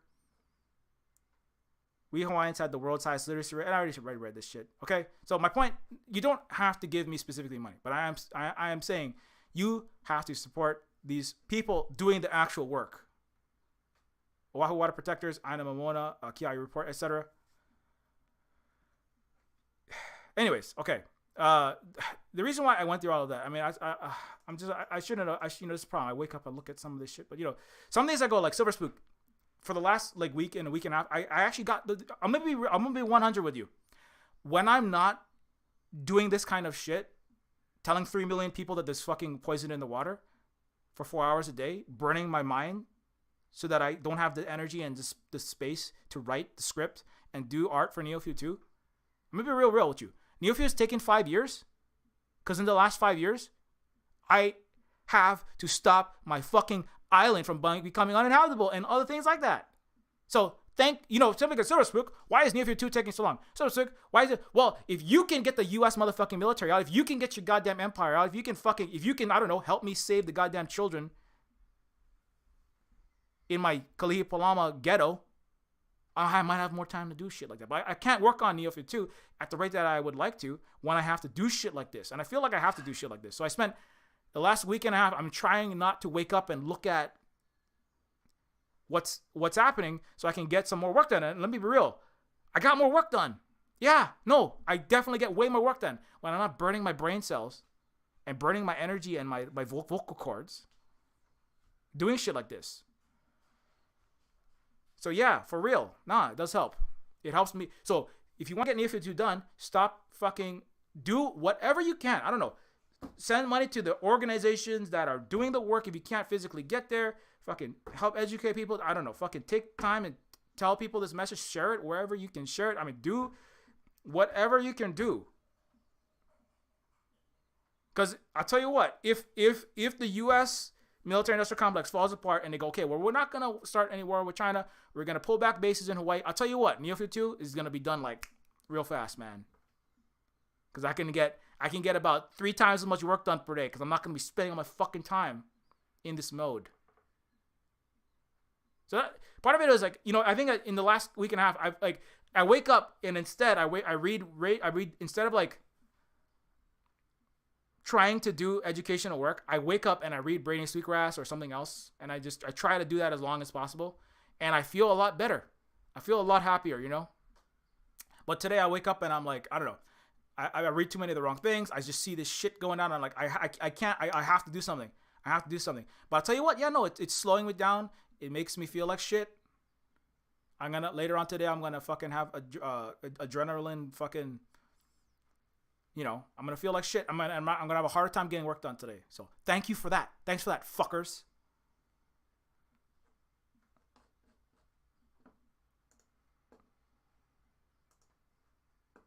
Anyways, okay, fuck, man. I'm not gonna do this again next week. I'm not fucking doing this again. This is your one Silver Spook. Silver Spook gets all pissed off, and then you can go self-flagellate and then go to your fucking Starbucks and go on vacation after this, or you can take my advice and do something. But I'm not doing this again next week. I'm not gonna fucking rip all my vocal cords out, screaming at people on the fucking internet in all caps,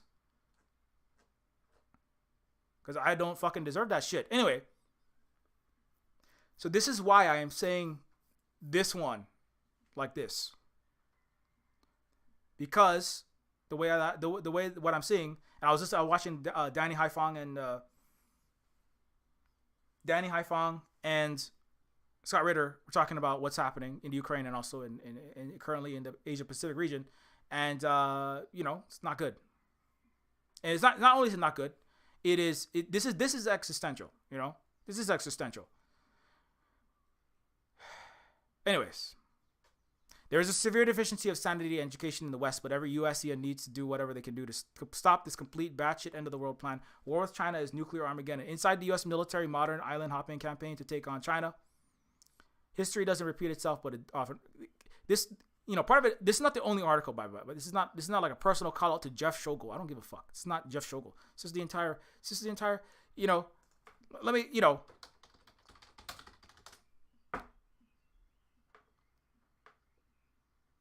Let's see what the West has to say about this. Biden says he and China Xi to talk talk soon. And the thing is, you talk about talking, and then the next second you're still aggressing. Let me just get the general China. Oh no, they have aircraft carriers. They have more aircraft. We have to send 25 more.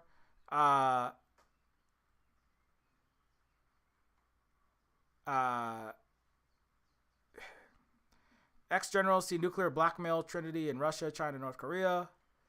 What the fuck is this shit? Anyways, Chinese interfered in my election. Are you fucking for real? China interfered in my Canadian election. China ate my homework. China is super corrupt. China says it may have received signals. You know what was interesting? Anyway, God, motherfucking. Anyways, fuck this. Okay, so this article, Inside the U.S. Military's Modern Island Hopping Campaign to Take on China. And I look at this image and I'm just like. Anyways, okay. History doesn't look. Okay. If the United States goes along with this plan, which the United States and its military and its Wall Street executives are all apparently behind, along with its politicians, along with its people, 57% of whom are prepared and say yes to sending American military into China, in Taiwan, to fight a U.S.-China war. Okay? So let me say that again. The business, the political elite, the military, and the masses of the people, top to bottom in the United States, are ready to fight China. And this is why I'm like, that's why I have to put it in all fucking caps, because this is nuclear war. Okay. How do I say this in a way? A sane policy, a barely like a kindergartner. I'm like, it's just like basic first grade understanding of geopolitics would lead one to believe, at minimum, right, doing everything to avert war with a nuclear superpower. And here we have the entire fucking Western world.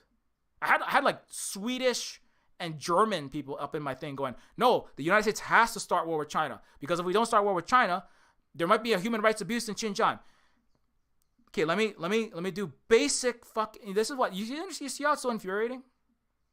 What does it matter even if there was, which there aren't, but let's just say like, there's like, even if there are 50 or let's say even 500,000 abused Uyghurs in Xinjiang. Let's just give Adrian Zenz the benefit of the motherfucking doubt, right?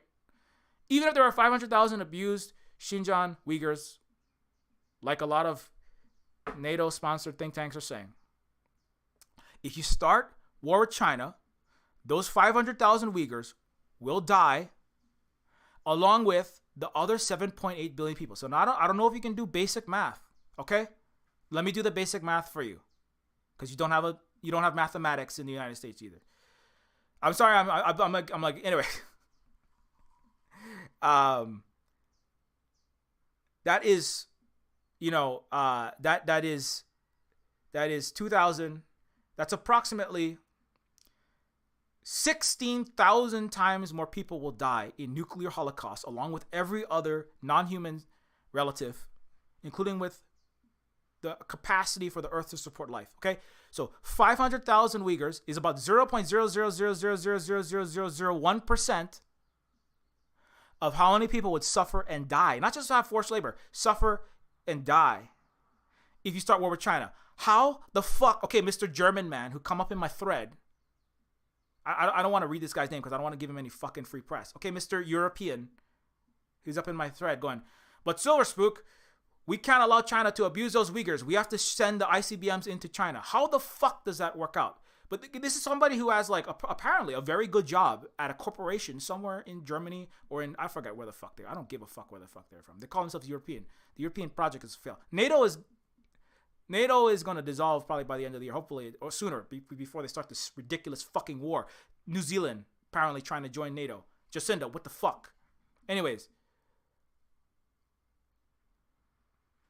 there is absolutely zero rational, even kindergarten level rationality why any American citizen, butcher, baker, candlestick maker, NFT salesman, or leftist, revolutionary, communist, anarcho, trans, disabled, black person in the United States, to right-wing, hyper-conservative, Jews will not replace us, tiki torch wielding, white fucking Richard Spencer stan, to billionaire, liberal think tank, funding ass clown, to there is no reason why a millionaire, a billionaire, white, black, brown, anyone, any fucking one has any reason in the United States or anywhere else actually, but it's all mostly in the West, to support military campaigns against China, period. Period. What the fuck? What the fuck? Anyways. So I'm trying to say it as loud as possible, right? So that you can hear. I'm not doing a bit. I'm saying it as loud as possible because that is the level of it's like those people at the water protectors going like swearing at going, what the fuck, Admiral asshole, to the U.S. military at the Oahu water hearing. Because that's what's happening. Like, people are going to die. This island is going to become inhabitable. Even if you wanted a military base on Oahu, how the fuck are you gonna have a military base if it's unfucking habitable? Even if you wanted to wage a ridiculous fucking war on China, you people are off of your entire shit. Admiral, with all due respect, Admiral, what the fuck? So, anyways, I'm saying it like like I said earlier. Because apparently, if I don't say it like that, a lot of people listen to my pretty words and then fuck off to the Applebee's and then go to their vegan or non-vegan Whole Foods cheese department at Whole Foods and buy it and then do nothing, and then go home and watch Netflix all fucking day and then don't do shit for the Aina and don't do shit for anyone. Because if I say it very quietly, if I say it very nicely, if I say it very floridly and very prettily, then a bunch of white people feel very comfortable, or white inside people and Western capitalist dick shit fuckheads, or I wish I was a leftist, but I'm a clown ass liar, right? They feel very comfortable in themselves. So I have to say it like that. Apparently, my vocal cord, I'm not going to be able to sing too much later on. I would like to do more singing, but it's hard to do that when I got to do fucking streams like this. And again, I don't do that because I just like screaming at you. Like I already said, I have discovered I don't like doing that actually. Like, it feels a little bit good sometimes to get it out, but I don't want to have to do that all the time. I'm I would rather just chill the fuck out, man. But I fucking gotta. Because I don't know if you recognize how the vast majority of your normal citizens, your working class white people, and a lot of the black and brown people and indigenous people who have grown up and lived in a capitalist fucking trained to be a Goldman Sachs high frequency trading algorithm stormtrooper reality, or just grown up in a white suburb being brown, and that sucks, but also you're white inside. You're a capitalist white American colonizer, entrepreneur inside, and you don't fucking realize it. Yeah, and that's in-house. Not in this house, but that's a call to people inside of our other communities.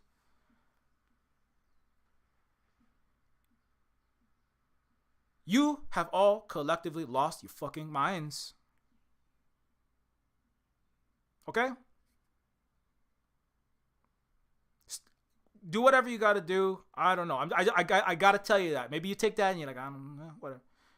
Nuclear war with China. If anybody, anywhere in your circle, your Discord, your work, your home, you're having dinner, you're playing fucking Elden Ringworms, you're playing Call of Duties, I want to play the Shredder's Revenge retro 80s Teenage Mutant Ninja Turtles 6-person video game. I play lots of retro games with my kids. I think that's going to be fun.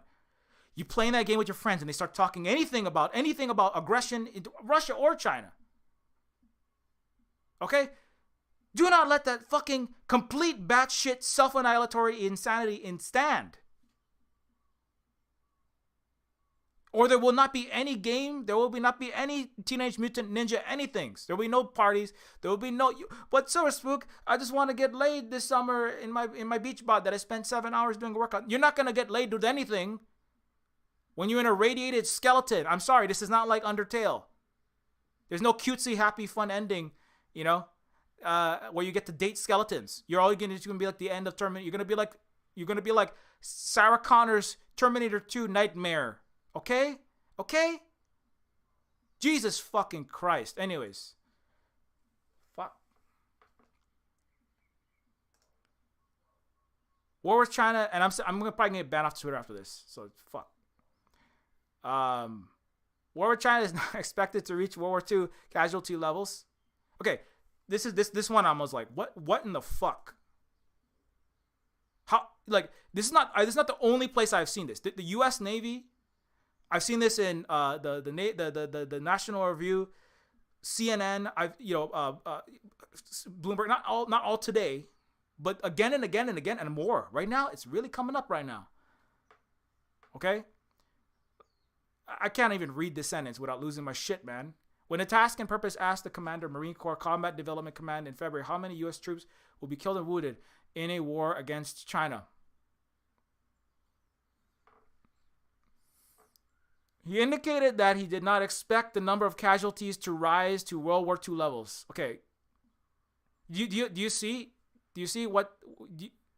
like, they are thinking through the nitty-gritty play-by-play details of a war against China, completely obviating the fact that war against China is nuclear fucking war. Do you see how... I mean, I cannot even see Henry Kissinger... and the Soviet diplomats, even you know what I'm saying?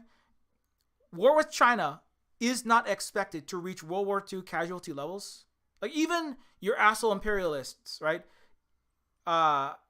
Anyway, yeah. Let me read. War with China is not expected to reach World War II casualty levels. Try 8 billion casualties, you stupid suicidal fuck. Even childish clown imperialist parents of the U.S. leaders, the Kissingers, and the JFKs, even the Reagans. You don't like Reagan. All the liberals don't like Reagan. And all the conservatives, they don't like the Jimmy Carters and the Clintons, right? Even your Reagans, your Clintons, these are not good people. These are not even, I would say, not that smart people. The Reagans, the Clintons, the Carters, the JFKs, and the Khrushchevs, and the people, not just them, not just the presidents, the cabinets, the executive branches, as shitty as they were, even Mr. Shithead Crime Bill, I love saying N-word Biden, right? Even the Senate, Congress, and the people, the business community, collectively, as shitty as they were, they did not think through completely cartoon fucking, this is like Ren and Stimpy fucking, this is like Looney Tunes. This is like worse than, I would say, this is like worse than even my, I don't want to put my son down. My son is very creative, but even just a random 5-year-old child drawing cartoon stories about, rocket ship aliens fighting space ninja zombies can come up with a more plausible storyline than going to war with China and not having World War II casualty levels. Like, nobody. Outside of people that have literally completely just lost their minds in that time, I can think of, would write such a ridiculous article as this, to think about ground, air, or naval wars with China in, without casualties, without the use of nukes, right? I can't, somebody's going to go back through this. Somebody's going to come back to this YouTube video and they're going to go, oh, look at this one person. And they were thinking through a ground war, America fighting in Moscow with, F-16s against the Russian jets, as if they're not going to use nuclear motherfucking weapons. Actually, no, I do know a couple people who have written that kind of bullshit, and they're hack science fiction writers.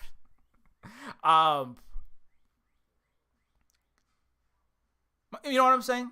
Do you understand what I'm saying?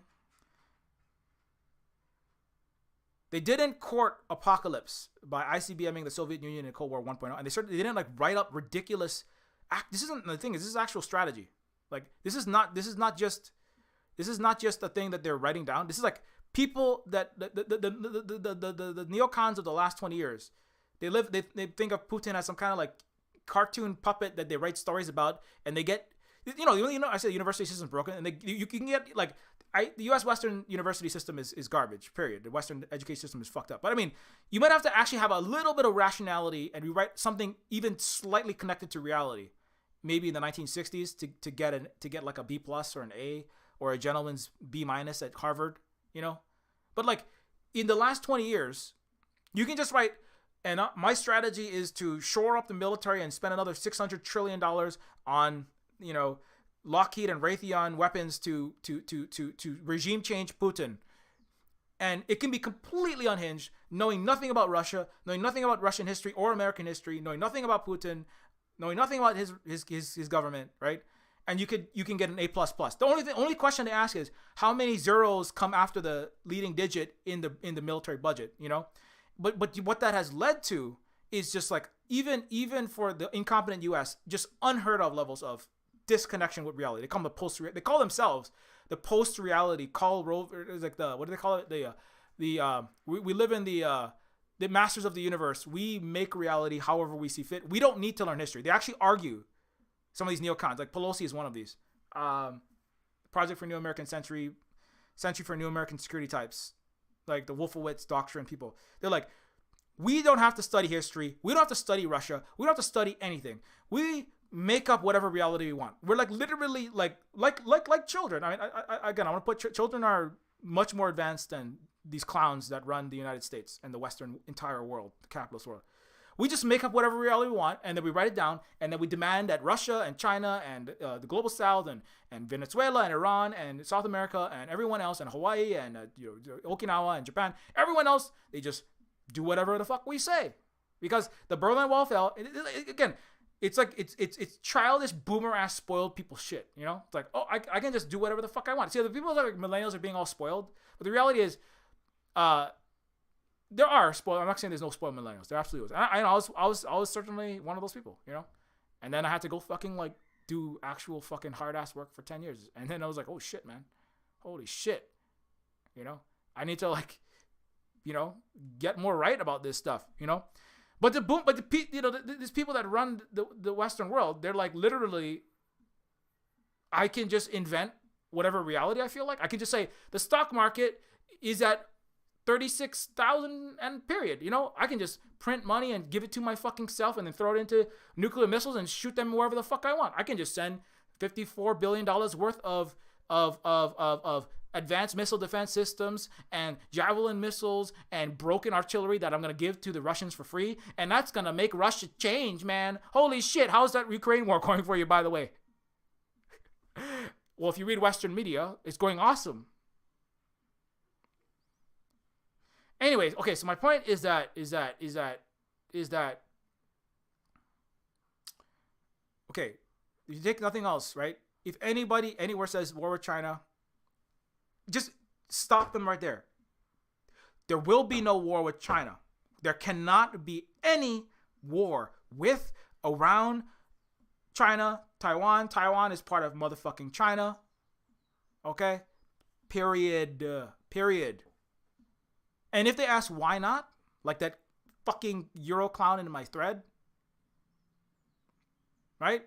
Just ask them what their justification is and be okay. How are you going to save 1 million Uyghurs, 300 million Americans, even if you want to save the Chinese, right?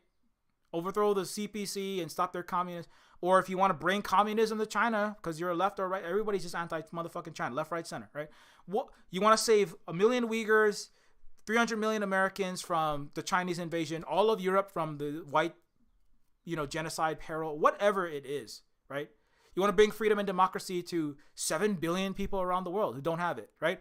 How are you going to do any of those things when all 8 billion are fucking dead? Okay? And that should be the end of the discussion. End. No more talk about war against China. There is no more talk about any motherfucking wars against motherfucking China. I don't want, like, Samuel L. Jackson, no more motherfucking snakes on my motherfucking plane. No more motherfucking war against no motherfucking China. The period, end the fucking story. Like, right? Imagine, like, I'm trying to think about, I have not, other than Dr. Strangelove, which is about fucking batshit insane Western leaders plotting at the Air Force, Rand Corporation, military think tank how to game out nuclear war.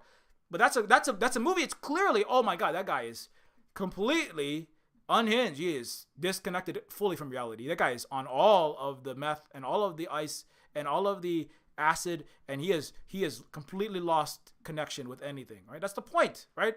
But the thing is, that actually is the United States. That actually was a leader, right? So, but it's kind of like there was enough sanity. There was enough bits of sanity. I don't know, scientists. At one point, it was Vasily Arkhipov who stopped nuclear war when two Russian submarine commanders said yes in response to a potential nuclear threat in the Cuban Missile Crisis. One of the submarine command, you need a unanimous vote of 3 Russian submarine officers. One of the officers voted no. His last name was Arkhipov. Noam Chomsky often cites him because that was one point of 300 in which nuclear war almost happened, right? And because of that guy, so that's why sometimes when I say we have to do everything that you can, it could just be somebody in the military who's going to be ordered, okay, shoot the Army and Air Force joint guided missile into the Chinese base on this island off the coast of Taiwan. And then there's going to be an American who's going to have to make a choice. He's going to say, wait, if I follow this order, well, I won't be court-martialed. I won't lose my, non-dishonorable I won't get dishonorably discharged, but he's gonna have to make a choice, right? Start World War motherfucking 3 and end the world, like Arkhipov, or don't start it, right? Or maybe he might have to suffer some consequences, and take one for the team and go, I'm not gonna fucking shoot that missile, because if I shoot that missile at that Chinese base, the United States and China are at war. 2 motherfucking nuclear superpowers are at war. The reality is that most of the time, there actually were unhinged Dr. Strangelove, batshit, kakistocratic, meaning the worst and the stupidest, the most incompetent, the most foolish, the most malicious, the most cowardly, and the most horrific and evil people, basically, run the West, period. The end. And it's often the actual soldiers and the people in the submarines, people like on the aircraft carriers, making decisions against the will of their commanders to stop nuclear complete Armageddon, which is a sad place to be. You know what? It should be like China and it should be like Vietnam, where the commanders of the entire country are not only sane, they're like the most competent people in the entire motherfucking country. It's called meritocracy. It's called actual socialist democracy, like the CPC. That's what they actually have there. But I mean, that's a whole fucking other entire 25-hour stream. Let me assure you, there are places in the world that have normal, healed human civilization and advanced, civilized, democratic, actual democracy, actual socialist countries, actual environmentalist countries with masses of educated, scientific, and good people collectively working together. They exist. It's called China. Okay, so that's why your country is telling you to hate them. Okay, that's why. There's a very good reason, in case you didn't know. Okay, just in case you did, just a PSA. That's why they're telling you to hate them. I'm telling you this as an indigenous person under one of your motherfucking colonies getting poisoned by your motherfucking water. I'm not worried about any Chinese aircraft carrier. That's what they're telling us. Hawaiians, you have to worry about Russian and Chinese aircraft. I mean, if Russian and Chinese aircraft carrier, it's like, oh, well, thank God. There's a chance that this base might leave my fucking water alone if they, I don't want war, but, it's like I'm not worried about no Chinese and no Russian aircraft carrier. They're not putting...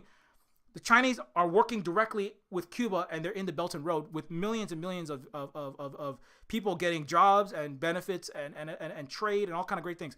The Chinese are not poisoning Cuba's water. The Chinese are working directly with Bolivia. They're working directly with Nicaragua and increasing. They're working with all these other countries. You know what? The Bolivian. I haven't heard any Bolivians say, "Oh my God, Silver Spook, my language is banned and all of my country is getting poisoned by the Chinese military base that they built over my Bolivian ancestors' motherfucking graves." I don't hear that. But you know what I hear? Oh my God, the Americans are getting all my fucking family killed by backing Nazis like Agnes. So no, I'm not worried about China. I'm not worried about Russia. I'm worried about you. Not you specifically. I'm worried about your entire motherfucking country that you are responsible for, like I said earlier. Also, war against China is the end of the world. Okay, so that's the main point. And anyway, okay, I'm gonna stop. I get off this. Okay. Sub kindergarten brained China. Please go watch On the Beach, Boy and His Dog, Doctor Strangelove, motherfucking Terminator 2. Okay, for preschool geopolitics before you get us all fucking killed. Okay, I'm not gonna scream. I'm over this. I can't do any more of this shit, man. I know Americans needed that jet engine decibel, and Westerners needed that fucking jet engine decibels. But my voice doesn't deserve that. I'm not gonna scream that one for you. Most Americans support war with China over Taiwan. This is actually old. This is from 2021 July. It's worse than that. It's more like 63% now. It's 2/3 of the United States. It's enough to pass a vote in the Senate. That's how many American people. Not the Senate. Not your corrupt politicians. Not your sellout president. Not your puppet Supreme Court. Not your governments. Not your representatives. You, Americans, are ready. Rich, poor, white, black, brown, everyone. I mean, I know this less black and brown and Asian, are ready for this, but collectively, Americans on average are ready to fight war with China. What does that mean?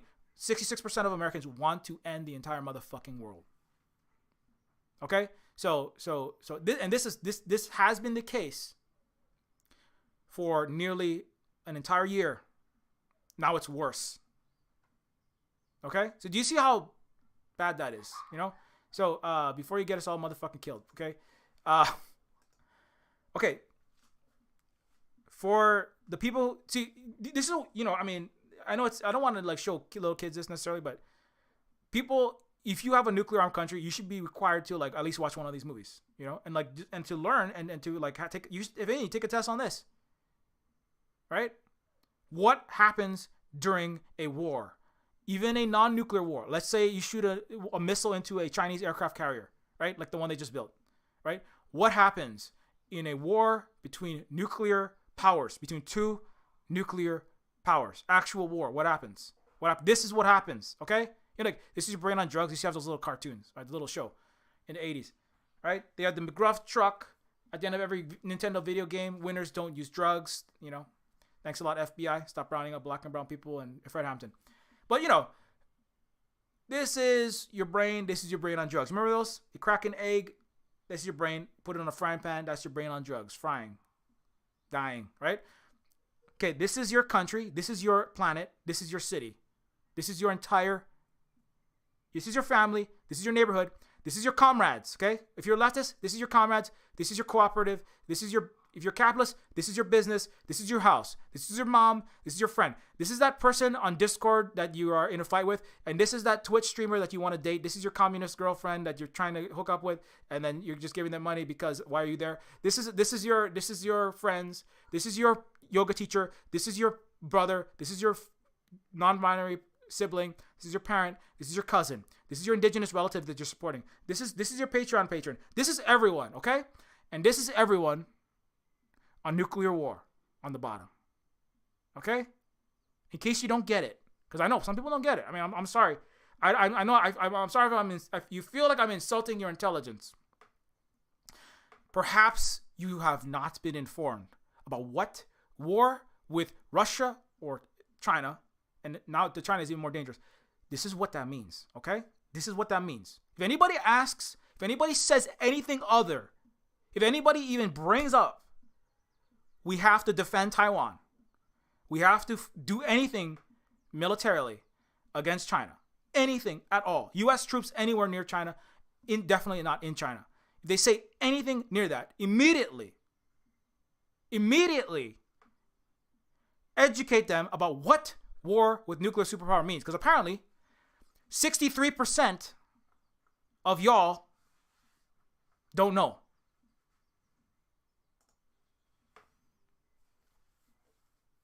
Okay. Now, a few more specifics, and then, anyway. Person from a country that builds while colonizing Africa, Americas, Asia, still neo-colonizing, bombing half the earth.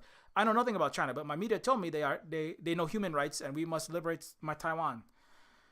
stop before you start nuclear war and get us all killed. Okay, so this is the most Americans support China over Taiwan. This is what in case you didn't know. Okay, do you want healthcare? You want housing? You want education? I mean, legitimate things to want. If you cannot stop your military from increasing aggression against Russia and China, you will never have those things. Okay, so just from a selfish perspective, you're not going to get those things that you want if you don't do what I just said. You know, I mean, what exactly? Whatever you can. You know, Cyberspook. You know, I can't leave my household. I can't go anywhere. I'm stuck here. I can't do shit. You know, okay. I don't know. Fucking like try to educate people around. I don't know. Send some money and resources to the people that are on the ground doing direct actions. If you're in a position of power, you're in a tech corporate company. I don't know. Fucking do whatever. I mean, I can't say do anything illegal, but you know, stop. You know, people can assist with algorithms not pumping shit into people. You know, if you're working at a giant tech company and you're putting hundreds of millions of people or billions of people's eyeballs in front of you're shooting by the algorithms that you program at Facebook and Twitter and etc. And if you are showering the eyeballs of people with Western, China is going to invade California anytime. China, we need to back war with China. China's oppressing Uyghurs. We have to save them. China is going to crush the democracy of Taiwan, right? If you are bombarding people with that, when the world ends, just remember you are key to millions and billions of people backing the end of the world. So just think about how you know what's going to feel worse. Oh no, I got a little bit in trouble at some tech company, or the world fucking ended and it's big chunk of that is my fault. You know, when you're getting nuked because you are writing the algorithms that are going to put at the top of everybody's timeline, hey everybody, it's time to go war with China. Which one? You know, just think about it like that. Think about it like that. When November, December rolls around and the U.S. is sending its missiles into Taiwan and China is sending missiles back at your house, and Chicago is a vaporized radioactive crater, Florida is gone, Los Angeles is just don't worry about wildfire. You don't have to worry about the wildfire. Worry about the nuclear fire that you won't survive and the radiation. You know, you know, you're not gonna worry about whether your house is gonna go up and down in price. You don't have to worry about even the climate. The climate, you know, I'm not saying don't worry about climate change, but if everything is nuclear irradiated and everyone's dead, and you're vomiting, the last survivors are vomiting their intestines as fallout covers the entire 95% of the United States, and then nuclear winter comes after that, and then starvation and fascist survival hellscape comes after that. You're not going to worry about the climate because there's not going to be a climate. It's going to be radioactive. There's not going to be any forest. It's just going to be a radioactive wasteland. There's not going to be any clouds. It's just going to be a yellow cake shower. That's all it is. You know, you're just going to be showered in radiation. So don't worry about that motherfucking climate. You know, I'm not saying don't worry about the climate. I'm saying right now, this is one of those things that y'all are ready to do. And if you're in a position to do anything to stop it, fucking motherfucking do it. And also support people that are actually doing something on the climate at the same time. The reality is all of that goes together. The people that are doing something about the climate, the indigenous people actually doing shit on the front lines, like not freaking out, but not just like doomering out. The people that are doing shit, right? About like getting on the goddamn front line and getting themselves arrested to stop the pipeline. Right? Or I don't know, building alternative systems, you know, doing anything, or fucking regreening, you know, building cooperative, alternative, you know, whatever it is, educating the people around them, whatever it is, right? Those people, if they are supported, like the Native Hawaiians who are illegally occupied by the United States, get what we are pushing for. Hawaii is the number one vector. In order to start war with China, they need Hawaii as a command and control and as a giant base of operations. It is the Indo-Asia Pacific Command. And if the U.S. loses Hawaii, this is another way to think about it. If the United States is forced out of Hawaii for whatever reason, suddenly the chances of nuclear apocalypse go down like 80%. Because the U.S. is going to have a lot harder time trying to get a war, whatever unhinged war it wants to wage against China, if it doesn't have Hawaii. I mean, also Okinawa, obviously, and Guam, and all these other places as well. But, you know, the thing about Hawaii is in the United States. So, you know, so it's something that there is some a little bit more impetus for people that are in the United States. Not a legal occupation, but it's technically a state of the United States. So, anyways, my point is those are just ideas for stuff that people could do. But from a person. So, but anyways, person from a country. Let me just say this: if you are a person from a country that built its wealth colonizing Africa, Americas, Asia, still neo-colonizing and bombing half the planet, saying, I know nothing about China, but my media told me they have no human rights and we must liberate Tehran. Stop, okay? Just at minimum. And I said this last year a lot, saying it now because it's really hot right now. U.S. is dying, like I said last stream. So now they really want to start the motherfucking war. Okay, stop opening your mouth about that.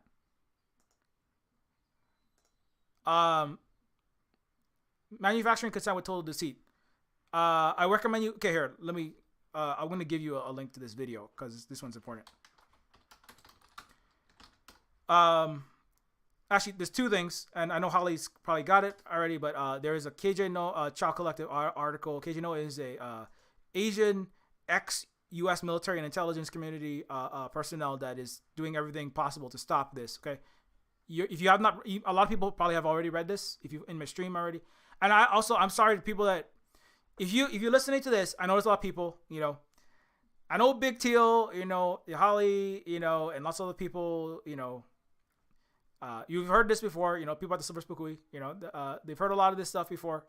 The kids are hearing it, positive synergies, heard a lot of these things, not all things, but, I'm not saying that you are all bad people, okay? I in case there's some other people that, because I got 100, 300 people watch this thing sometimes. It's for all the people who maybe they don't know this because they haven't heard it. And I say this a lot. I haven't said it as much this year, right? Because I'm trying to maintain some amount of my spoons. So I can be dad, husband, and try to build a Silver Spoon cooperative, finish Neofeud 2. So I can't be saying this all the fucking day. So the U.S. is, but if you have not read this article, okay, your homework, mandatory, not optional, okay? You have to read this article, especially if you are in the United States, Canada, Europe, what calls itself Europe. You have to Canada, New Zealand. What the fuck are you trying? I just heard that New Zealand is trying to join NATO. What? You are not north. No, you are as not north and not Atlantic as possible, New Zealand. You are the ass bottom tip of the South Pacific. What the actual fuck, New Zealand? Anyway, that was another thing. I was like, what? Okay. Sorry, I'm trying to post the.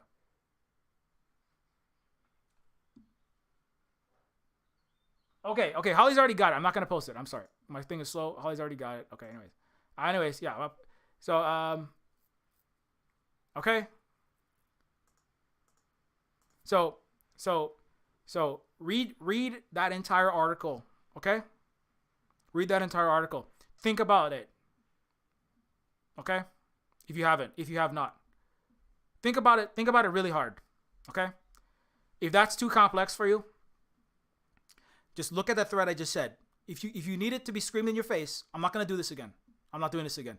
If you need it to be screamed in your face, rewatch the video, with the timestamp and about an hour before this, okay? But you gotta know this shit. This is not optional, and this is it's not optional in the sense that there would be nothing to save at all. Period. The end.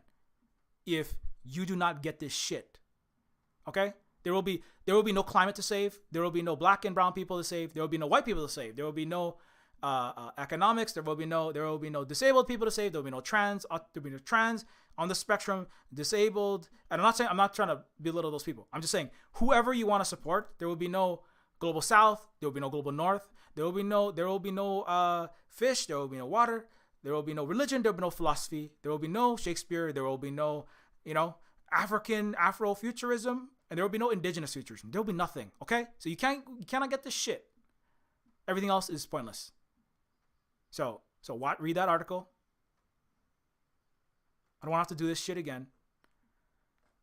The KJ, there's also a video. Okay, Peaceful Pacific. This came out like last year. I mean, there's probably better stuff this year. To be 100, would you? I cannot keep up with all this shit because I cannot read and follow every motherfucking action and every thing. So I might not have the best one, but I know a very good one, an important one was For a Peaceful Pacific. And that was from that. I mean, this was from last year, so it's out of date. But a condensed version of the article that I just put there, the Chow Collective one, is available in this video. It is KJ No Peaceful Pacific. Oh, okay. So you can watch this. It's only 9 minutes and 43 seconds. Okay. So there's that one. You know, it goes over all the things I was just saying. Anyways, okay. So that's it. Okay. Yes. All right. Okay. Anyway, I feel like I've got past my main PSA. I'm gonna try to chill out for the rest of this thing. Okay, but I gotta go through. This is just some behind the scenes stuff. How is, you know, because I haven't done this in a little bit. As the U.S. question, just as a native Hawaiian, right? As the U.S. questions China on Taiwan, remember that the state of Hawaii is a legal fiction. Like countless U.S. puppet regimes, the U.S. illegally occupies Hawaii and committed genocide by banning our language and culture, universal healthcare, according to the UN to this day. So, in case you didn't know, because I haven't said it in maybe a month on this channel or more. The Hawaiian Islands, according to the United Nations Human Rights High Commissioner on Human Rights, Hawaii is a sovereign nation state under occupation, military occupation by the United States, resulting from illegal military occupation and fraudulent annexation. At the minimum, at least I think I see more people around the world are starting to recognize this. Now, mostly it's in, it's not the entire world. It's portions of, left spaces and global south spaces. But, most of the world is global south. So, more people in the United States and Canada and Europe are starting to recognize this, but not enough. Okay, so but the formal status of Hawaii is that of an illegal military occupation, prolonged 130-year military occupation. It's kind of like the U.S. going in Afghanistan or Iraq. Now, it's not quite as deadly and bloody, and I don't want to make light of what those people have suffered there.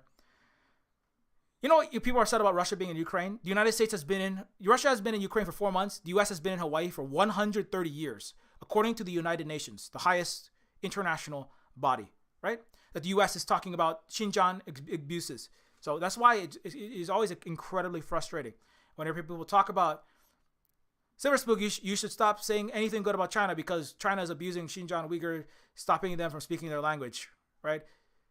Trying to take away their national culture and their identities. Okay? False. Number 2, the United States has been doing that for 130 plus years and worse. Okay? So you got to know this stuff. Denationalization in its totality is genocide. So the United States embarked on a deliberate campaign of forced denationalization in order to conceal occupation and militarization of a neutral state. So that's completely illegal and unacceptable under international law. But, Hawaii, like Libya and lots of other black and brown countries, is not a white country. So it's not European. Hawaiians did our best. We did our absolute best to speak English, get more educated, have electricity before the White House, do all these very advanced things. But in the end, and also our one of our mortal sins was being socialist, kind of like Cuba, kind of like Venezuela, kind of like these places. And so that was a big problem because we actually had universal healthcare and all these things. And so, but we had universal healthcare, we had basically no homelessness, we had cooperatives, mass worker cooperatives called Hui, right? So denationalization by the United States was to crush Hawaii in its burgeoning socialism. It was an anti-imperialist country, and the U.S. was an empire like it is today, like England, France, and Hawaii had to be destroyed to become a platform to attack and plunder China. So the ban on the use of national language in the schools, in streets and public places, ban on national press, no printing in Hawaiian language, printing and distributing of books in the language of the occupied region, removal of national symbols and names. All those things were done to Hawaii. This image is an image of the patriotic education. That's what the way Americans said. We are going to denationalize and we're going to enforce patriotic worship of the American country, flag, and allegiance to the United States, to force Americanness into Hawaiians, right? And so that's genocide. We give our hands and our hearts to God and country, one language, one flag. Okay. This is about eradicating whatever was there, whatever culture, bringing it into the settler colonial capitalist United States, right? And that's a picture of what they did, and they still do. I went to this school. My parents went to these schools. Private, public, charter, Catholic, Mormon, Protestant, Anglican. I mean, all of them participated in this process. Anyway, so you get that? Okay, so many Americans think that Hawaiians lived in huts prior to colonization. The U.S. actually deindustrialized Hawaii. Before 1898, we already had electricity, mass transit, railroads. Iolani Palace had electric lights before the White House. So I think more people are knowing. I want to hear more people like, oh, I actually know that. That's good. Every time somebody comes and says, oh my God, did you know Hawaii actually had all these great things? Hawaii actually was more advanced than the United States, had economic and political and social equality. Then it's like, good. Then I feel like whatever I've done for the last 5 years is starting to get out there. And people are recognizing more of this truth. So and I've seen some of that mostly in like left spaces and mostly in like global South-ish spaces. But it's important that that whatever progress is made. So anyway, evil deeds done by Southern Hawaii, world's first universal healthcare system. In case you didn't know, I know a lot of people here know this. World's first universal healthcare system, 1859. Electricity before the White House, Iolani Palace. Electrified lights on. The White House was a dark home for war criminals, and still is. World's highest literacy rate, 90%, 98% to be exact. Often we were bilingual and trilingual. When the Europeans, only their highborn, aristocrats, lords, ladies, were privy to excellent educations. Hawaii, 98% of the population were educated beyond what an Oxford graduate, basically, or a high lord, lady, leader, Queen Elizabeth's children. 98% of Hawaiians had that level of education in many, many different languages, often 3 or more languages. Kalakaua spoke 8. And he was a technologist. Like, he invented submarines. He, personally. That'd be like if the president of the United States was also Albert Einstein. Right? Kind of like in Day the Earth Stood Still. I'm sorry for the Day the Earth Stood Still. I went way off of that. But like the greatest scientist is not the political idiot leader. Imagine if the greatest scientists, technologists, inventors, right, that actually provided some benefit to society also became political leaders, right? That was Hawaii. That's also China today. 8 out of the 9 top tier of the Communist Party of China are former engineers and scientists and technologists, and every single one of them had to prove their capability at alleviating poverty and providing for the people for decades before they could get there. So that's the Chinese Mandarin and the Hawaiian Kahuna system. Actually, it's about elevating people who prove, actually, not by what they say and winning popularity contests called Western democracies. It's about actually proving materially, statistically, empirically, scientifically that they are capable of improving the lives and the environment and the societies of the people that they are representing. Okay? And that's also why Hawaii blew past Europe and the United States in this time. Public mass transit system, rail, trolleys, ferries, invented submarines, predating Jules Verne's sci-fi about them. Kalakaua himself invented the submarines. The mother of universal healthcare, Emma. There was an election also. There are elections, but you can't even be considered till you prove, not say what you're going to do, like Obama, Biden, Clinton, right? Bush, not talk. You have to empirically prove your capabilities. And that actually was that case. It was the case before Western contact as well. There were methods for moving from power those people who were not doing their kuleana or their responsibility. Anyway, so citizenship for Black and Asians. While the U.S. had slaves, Canada was segregated and forced Chinese to build the railroads to the West Coast. Sun Yat-sen used Hawaii as a model for a technologically modern, politically independent, anti-imperialist, socialist China leading revolution organized in Hawaii. So the success that China is today, which is why the United States, right, its number one target is pop quiz. Who is number one target for the United States today? It's the most successful indigenous civilization. Hawaii was that, I would argue, in 1859 and in 1860 and right before 1893. Today, the most successful indigenous socialist is just a word for normal humans doing normal economics and politics and coexistence with nature and other people. The most successful normal human civilization is China, I would argue. And that's why the broken, unhealed descendants of Roman trauma, the United States, that also have Aquilan or eagles on their, they model themselves after the Roman Empire. Eagles, the Aquila was on the Roman legions, one of the main symbols. And the United States, right, is, as the leader of the Western barbaristic world against Eastern indigenous socialism, is targeting China as the number one enemy because it is the most successful at actual coming in peace, practicing actual mutual aid at the largest scale, actual win-win cooperation, actually having freedom, actually having the real democracy, which is not a freedom, and not just the freedom to not wear a mask and say whatever you want. It's the freedom from poverty, to have your material needs met, to live in a happy and healthy and healed society. That's more important than the freedom to buy a yacht. The freedom. So China is the most free, one of the most free and far more free and democratic and equality having and human rights respecting by a millionfold than the United States or any Western country. And that's why China is being attacked, because it is the Hawaii of 2022, I would argue. And so that's why Sun Yat-sen used Hawaii as a model. Sun Yat-sen is by both the ROC, which is in Taiwan. That's what the U.S. is backing the fascists at one point, and that's why they're salty about Taiwan, because the United States fascists, like the Azov of the Pacific,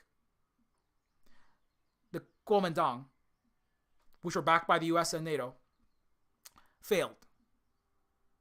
And so it's the same story. It's a Europe, it's an Atlantic, and then it's a Pacific mirror image in a lot of ways, right?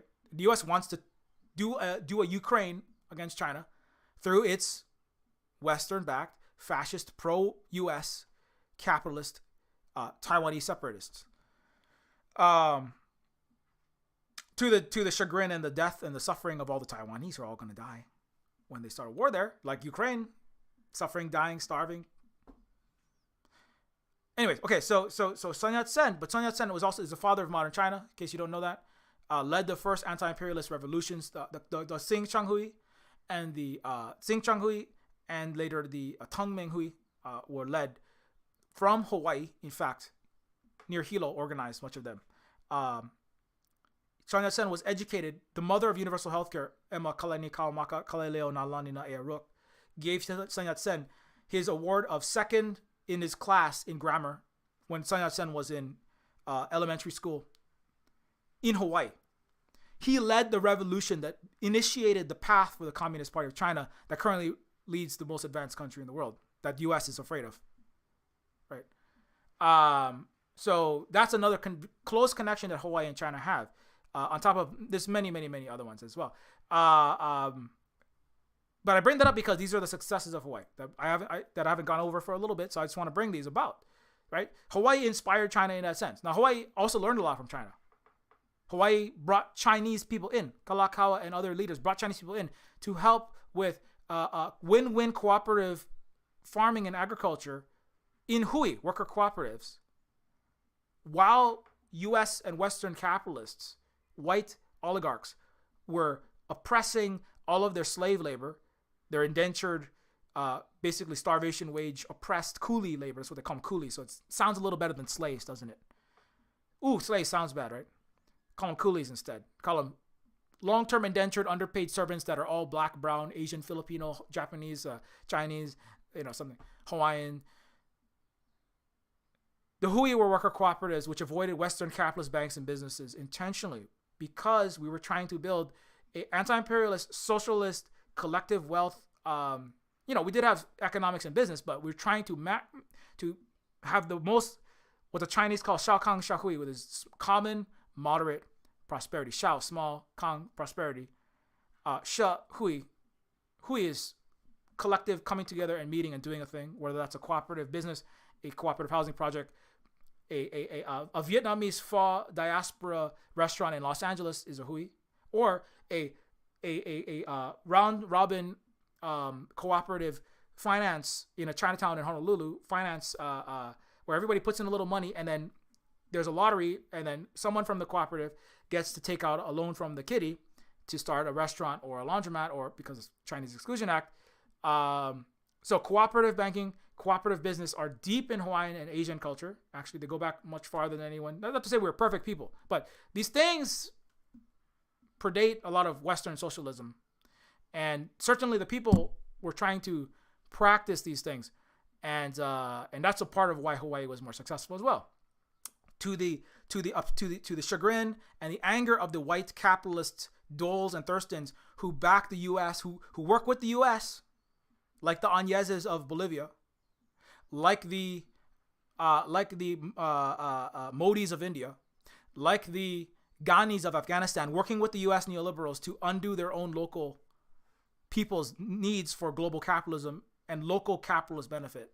Hawaii had socialist things going, and anyway, good thing the U.S. and its puppets illegally occupied Hawaii and decimated us to this day. Can't have socialism no matter what. Anyways, okay, so I know this is like, you might already know this if you have been following me for a long time, but just to reiterate, U.S. still punishes Hawaiians for speaking Hawaiian after a ban on our language and culture. Billionaires force us off our lands as they make golf courses and hoard our dwindling fresh water.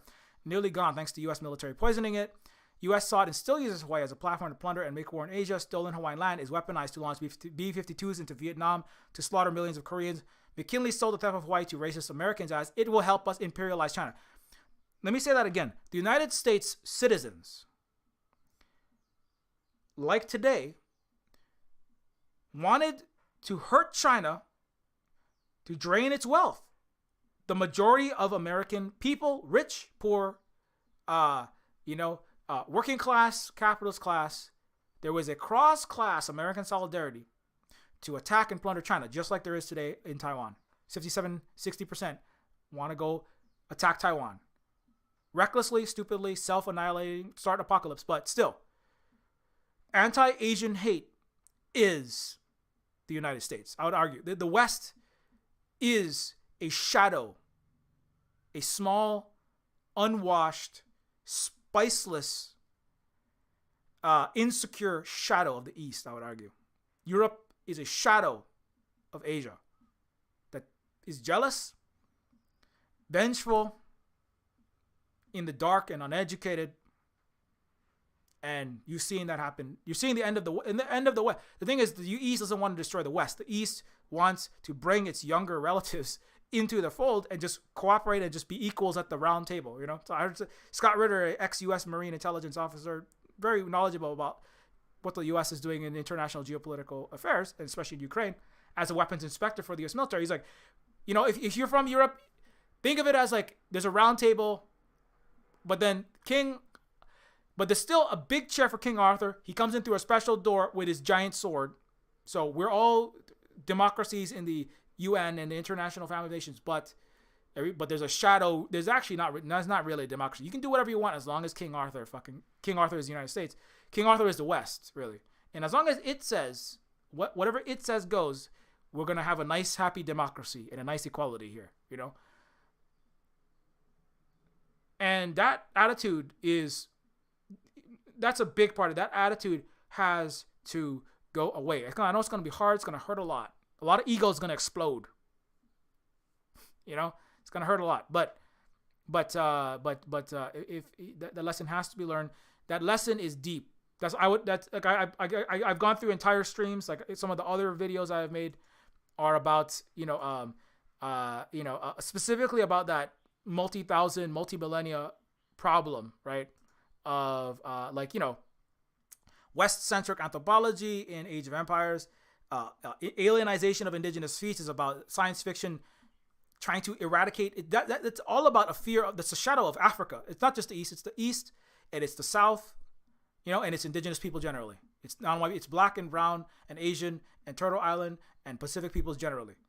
And our successes have to be belittled because we make white people look bad. Okay, and so Stargate and alienization, the Red Deal, it's like trying to help people learn how we can actually do things the right way as the Turtle Island indigenous people, as the resident global healed people, have a special place and positionality, like as a Native Hawaiian, as somebody inside of what the U.S. calls its territory.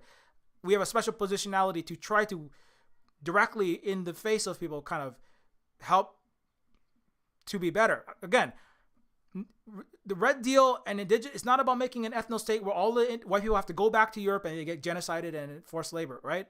I hope people get that one. Anyway, so a lot of this is about like trying to get past this. There was one last year. What was it? I can't remember. Anyway, I've got like fucking so many videos. I can't believe how much. Look how much fucking content I'm putting out there, man. 20 hours a week at least. Anyways, pay me for my work. Well, not just pay me. Like help us keep doing the work. Anyways, by becoming a patron or Ko-Fi or whatever, because fucking electric bill is $500 motherfucking dollars.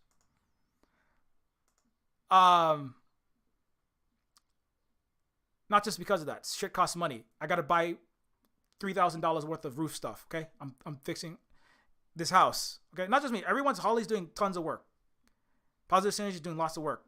Positive Synergy is educating himself, trying to educate people, making music, making people happy. I'm sorry, we're trying to keep Positive Synergy positive and everybody positive. I had to do that. I promise I'll be more chill later on, but I know we need your help to keep doing this work. Okay, so we really. I don't want to fucking get, like I said, I don't want to get up here and scream this shit, but I feel like I got it some days. Like one day, and I'm gonna take a break. But again, it is work, and shit is not getting cheaper. Okay, I know you don't have any. I know a lot of people are also getting squeezed, but I mean, we have to do what we have to do to keep going, and one day we won't have to worry about this stuff. If Hawaii becomes a part of its, if Hawaii just becomes an independent, neutral country, we'll have the ability to not be spending the vast majority of our money throwing it and our aina and everything into the coffers of the billionaires in the military-industrial complex, and then we'll be able to stand more on our own 2 feet. Like I would love to be a part of the Federation.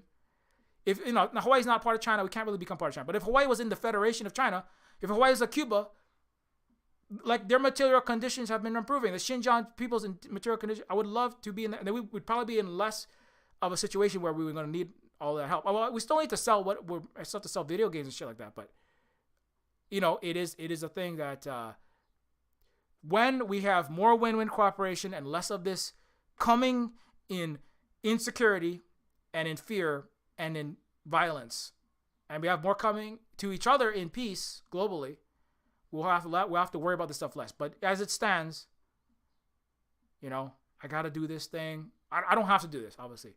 But I feel obligated by my ancestors, is my kuleana, to come up and say this thing. I would rather just do a fun movie review and it's just be more fun times. But I feel like I got to do this shit. Okay? Anyways. Today, Hawaii is the linchpin of U.S. military strategy. Okay? In case you didn't know. In the Asia-Pacific region and the command center of what Walden Bellow calls it is a transnational garrison state from the headquarters in Honolulu, the Pacific Command. It's actually the Asia Indo-Pacific Command now. So this is worse. This is about 10 years ago, this article. The Commander-in-Chief of the U.S. Pacific Fleet, CINCPAC, the international intelligence community, like the director of national intelligence was Edward Snowden under Booz Hamilton, right? Who leaked, he only was able to really grasp fully what the intelligence, right, the NSA, the CIA, all those people were doing from Hawaii. So it's not just, it's military, it's CIA, it's intelligence. The world empire is operated from Hawaii, actually. Unfortunately. Sorry, my cat just knocking shit off the shelf. My cat is, U.S. military occupying my shelf right now. They're just like spilling buckethead masks like it's F-35 jet fuel. Anyways, I'm sorry, kitty. Anyways, Hawaii also serves as a staging ground for the U.S. to launch its wars in Vietnam and Iraq. So point is, Hawaii has been the location for launching these wars, training, flying these planes. So, and it still is the launching ground. Now, you see, this is also very important in the context of what I was saying earlier. because Hawaii is the linchpin. The linchpin is the central piece, the centerpiece of a wheel that keeps all of the spokes and the entire mechanism intact. When you remove the linchpin from the wheel, for those who don't know that much about wheel mechanics, okay, because I don't know, Hawaii is like your internet connection, right? For young whippersnappers, right? It's like your router, right? All of your work life, all of your home life, all of your games, your emails you got to send so you can keep your job as a university anthropology 206 professor, associate, permanent, permatemp. But still, all of your movies, all of your games, all of your cartoons, all of your video games, all of your education, all of your Duolingo, everything is coming through that, right? If you don't have your internet connection, what do you have now, right? Well, I mean, you might go outside and touch grass, but you should touch a little bit of, you should braid a little bit of sweetgrass. Don't just touch the grass, braid a little sweetgrass, grow some kalo or something. The linchpin is the most important piece of an entire mechanism, without which everything falls apart, right? If you dent a little side of the wheel, it's okay. If you lose, if a spoke gets a little cracked, the bike will still move. If a bike spoke gets a little bent, it might be a little unstable wobble, but the wheel will continue to move. If you take the one little linchpin out, that's the end of the wheel. It falls apart. By extension, by the way, this article is written by the U.S. military. By extension, if the U.S. military loses its linchpin of Hawaii, this is not like losing a base in California, like Vandenberg. This is not like losing, one of the bases in Germany. This is not like losing, a little foothold somewhere in Australia. That's important, but this is not like losing a base in Africa. All AFRICOM should get the fuck out of Africa, obviously. But if the U.S. loses Hawaii, that is the end of the U.S. military strategy. It comes apart for 67% of this planet, the Asia Pacific. You know what I'm saying? So anyway, that's my point there, is that Hawaii is very important, right, to the U.S. military. It's another reason why we have to, and again, I'm not saying that because I just want everybody to care about Hawaii only and not everywhere else, right? We want U.S. military out of every motherfucking where, right? But again, what I was saying earlier, if they cannot operate out of Hawaii, that throws pound for pound more gums in their works than almost any other base of their 800 bases on the planet, right? So, again, and that's all. That's why we, that's just facts, okay? I'm not saying, and that's why we have to something in Hawaii, because that would be illegal and that would be a violation of TOS. The U.S. should willingly follow the United Nations Human Rights High Commissioner and withdraw its military bases from Hawaii per the UN orders. Not because I said so, not because, ideally, not because I said so, not because, 50,000 Hawaiians or international or even the Americans said so. Ideally, they would follow international rules-based bodies, right? But okay, it's now 1:39. Okay, I'm going to end in a second. Okay, so this is Luna Oi. Follow Luna Oi, okay? I fear, I worry legitimately for Luna Oi. Luna Oi is right next to, Vietnam is right there. Vietnam and Korea and Taiwan and Okinawa were all about war on China.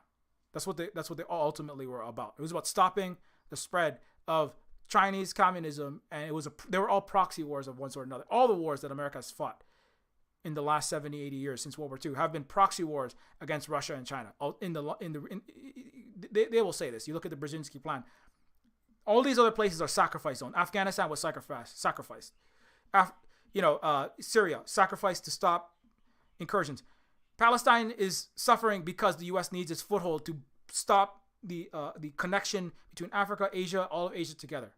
It's all about blowing up the Silk Road to stop the East and to stop all of the East, all of the Asian peoples reconnecting and building win-win cooperative networks with each other, along with Africa, integrating the Pacific and Central and South, and then finally North America, right? So we can get back on a positive track. That's what the entire U.S. military strategy has always been about, along with which, and capitalism, of course, is just the system also that is they are trying to push, and there's the opposite one right? That those other places are pushing. So, anyways, so please follow Luna Oi to get more. If you don't, you probably do, but you follow Luna Oi. Yeah. Anyway, this is all stuff you know. I have many panels about this topic. Okay, so they are on the slideshow often, but I haven't like gone into depth about it for a bit. Watch the Stop Asia Pacific Imperialism one with myself, Luna Oi from Vietnam, Yana Reeves from Korea. Carl is Chinese, born in China, raised a lot in the United States, lived for a large portion of his life in the United States, now lives in Indonesia. So Carl is very important because Carl speaks, relatively, basically he speaks English, understands America, also is from China and understands China and world and history as well. And so Carl is a very important person to kind of like help teach people in the West about what things they need to know. So Carl Shaw is an indigenous Palauan and works with the Indigenous Environmental Network, stopping that climate change with Dallas Goldtooth and people who worked on reservation dogs like Dallas Goldtooth. Shaw is Shaw is Pacific Islander and also works directly with Turtle Island indigenous. One of the people that is directly on the front lines getting arrested to stop 25% of America's climate emissions, which is stopped by who? By indigenous people in North America. YRN is indigenous from Aotearoa, New Zealand, who I just hope don't join NATO, and I'm Native Hawaiian, obviously. I'm Hawaiian. I'm Native Hawaiian and Pacific Islander. And to be clear, like when I'm saying all this shit, I'm also like Stormtrooper I'm too much Stormtrooper. Also, I'm half Stormtrooper. I know I speak, not that there's a problem with speaking English per se, but like I've been educated and lived in the Western Americanized capitalist, white supremacist and white normative version of Hawaii that my parents, so I have to this all stuff, I'm partially when I'm yelling at the screen, I'm yelling at myself too, because I'm like, why didn't you learn this stuff earlier? Could have done even more work. So, but anyways, watch all these panels. Danny was banned from Twitter. Danny is apparently back, but he's on his last strike. Danny's a Vietnamese American journalist. Well, his ancestry is Vietnamese and also Caucasian, but he's lives in the East Coast of the United States and is doing very important work. I was just watching Danny and Scott Ritter was talking about these topics yesterday. Akemi is another indigenous Okinawan. Okinawa is, I feel terrible for all the Okinawans who are in the direct line of fire for this, right next to Taiwan, being used as another little Ukraine to get destroyed and hurt in so many ways to stop China and to stop spread of win-win cooperation and socialism. And anyway, so Akemi is also another Akemi is usually like has an Instagram account, Artemisio, I think. Anyways, and Veselikov made Umurangi Generation. Please follow Veselikov, okay? Or at Ves as another indigenous Maori Aotearoan person who's trying to do the best to make really good games that educate people from an indigenous perspective of another Western colonized island in the Pacific called Aotearoa, New Zealand. I'm really happy that Taika Waititi is, okay, I feel like I've mostly chilled out. I'm really glad that Taika, when I look at Taika's face, it's going to chill me out even more. Taika Waititi has giant right eyeballs. That's what I wanted to say. Taika Waititi is the it guy for this year. Everywhere, Lightyear just came out. Our Flag Means Death is the greatest indigenous, pirate, and queer show. It's like the best show ever. Also, Taika. What Taika says, he always says Aotearoa, New Zealand, and I noticed that even like Chris Evans, Captain America, when Captain America is saying Aotearoa, New Zealand, that's the West should be worried. That's actually, I think that's why they're trying to get Taika to shh. Don't say some of the things you said before. Like watch the movie Boy, watch Jojo Rabbit, watch some of his earlier movies, watch Reservation Dogs. Also watch Thor: Love and Thunder because it looks really fun. I'm looking forward to that. But Taika, you ever want to come on the Silver Spook stream and panels? You're still invited to the All Goth PLC panel number 3. Which I swear to God, it's gonna be way more chill than this. I'm just like, this is my one day I can take, But Taika, you are invited to the next All God PLC, but you should watch all of the Taika Waititi videos. I've made many YouTube videos just about him. But and remember, New Zealand. Okay, Taika, fly to New Zealand, or just be like, if New Zealand joins NATO, I am not going to make any more Marvel movies. Okay, that's going to be a big career hit. But I think Marvel is going to freak out. Hollywood and DC and the US will freak the fuck out. Be like, and then Chris Evans is going to be like, if New Zealand joins NATO, they're South Pacific, not North Atlantic. And Chris Evans and Taika and Chris Evans and Chris Hemsworth, all the Chris's. You know, the next they got to get is Iron Man. And Hulk, you know, what's his name? Mark Ruffalo is all based supporting indigenous people. Mark Ruffalo, all the Avengers are like, no more NATO. And then it's like, that's how we're making big progress. When Captain Star Spangled Underpants and billionaire Elon, fake philanthropist, military industrial complex playboy, Iron Man himself is like, no more NATOs, right? He's like, Mr. Military Industrial Complex, and Captain Star Spangled Patriotism is like, no NATO, no military aggression. That's it for the U.S. That's what I want to see. I'd like that by July 25th, please. Okay? Thank you very much. Anyways, okay. So now I feel like I got to end the stream. I'm so sorry to all the people who wanted to watch me talk about Day the Earth Stood Still. There's so much to talk about it. It's a really good show, okay? But I just this shit was in my brain this morning, and I swear to God, it's gonna be out of my brain later by after the stream. How to Come in Peace, though, okay? The Day the Earth Stood Still, surprisingly good movie for a 71-year-old movie. I'm just like entertaining. It's like didn't make me fall asleep. You know, I was like wasn't bored by it. Interesting. It's actually relevant to this moment, right? It's about you know, mostly white people, but you know, it's fucking 1950s. You know, the main character is like looking down at. It's kind of like, you know, that was kind of what I wanted to say was with the alien. The Day the Earth Stood Still is kind of a movie, you know, that's kind of like an alien civilization, right? Coming, you know, and when I talk about the alienization of indigenous feats like Africa's pyramids and its great feats being alienized, but also like indigenous civilizations like China, right? Like the Communist Party of China and the Socialist China with 1.4 billion people. They're an Eastern, very different, you know, they have spice in their food, you know? They're like, wear masks and do public health measures that save millions of lives, you know? And this is unusual and weird to people who sacrifice all their people and have poverty everywhere and don't give a fuck, right? And have terrible governments. So China is like an alien civilization, you know, to Western civilization. The U.S., like the American military in The Day the Earth Stood Still, coming to the alien civilization ambassador saucer and going, oh my God, we got to shoot at them, blow them up, right? It's really, the show is actually, it is about come in peace. Klaatu lives 130 years. Like Chinese are like living longer, healthier lives than Americans now, right? Klaatu comes from a planet where they have solved all the problems of physics. The Chinese supercomputer, quantum supercomputer, calculates in a millisecond what it takes 30 trillion years for any Western or American genius, you know, mega server to calculate. Chinese make Western AI look like kindergarten, right? The Chinese can give you so much. They do give you so much for free. All the tens of millions of masks in the last 3 years, right? Come in, if people could just learn to come in peace in the Western world, in the United States as one of them, and the capitalist countries, and the, you know, in colonial imperialist countries, right? Colonizers to colonize people, black, brown, internally people that have been the seeds of colonialism inside of black and brown people's minds and Asian people's minds, in themselves, right?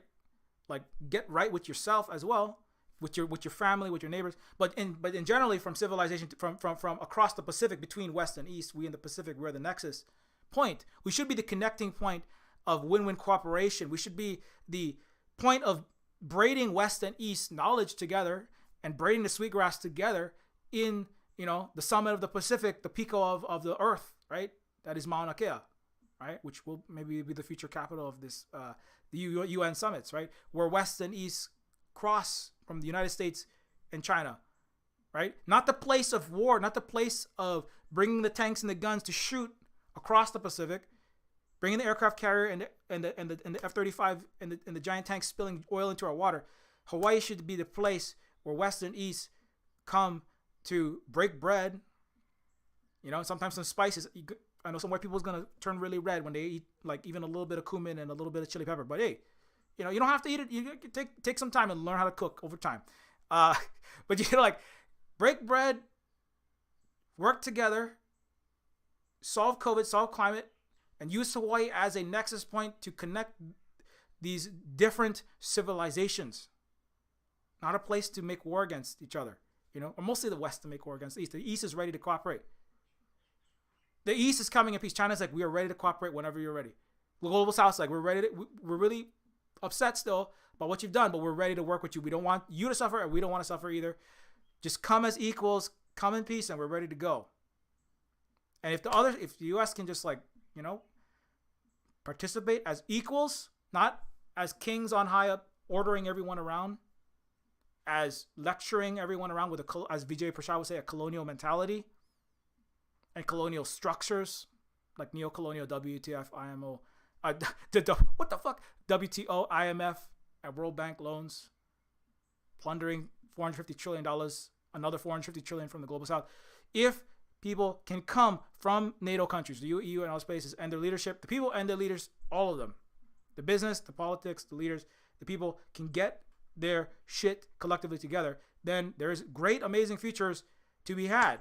Just as Klaatu is offering to the peoples of Earth in the day the Earth stood still.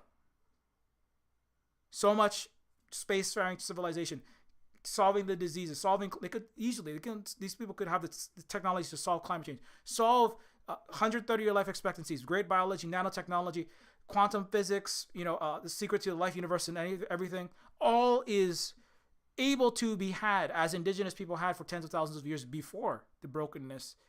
There's I'm not going to go off and down, but importantly, that's why I think the day the Earth stood still, we have it on our Plex, and it's an old movie.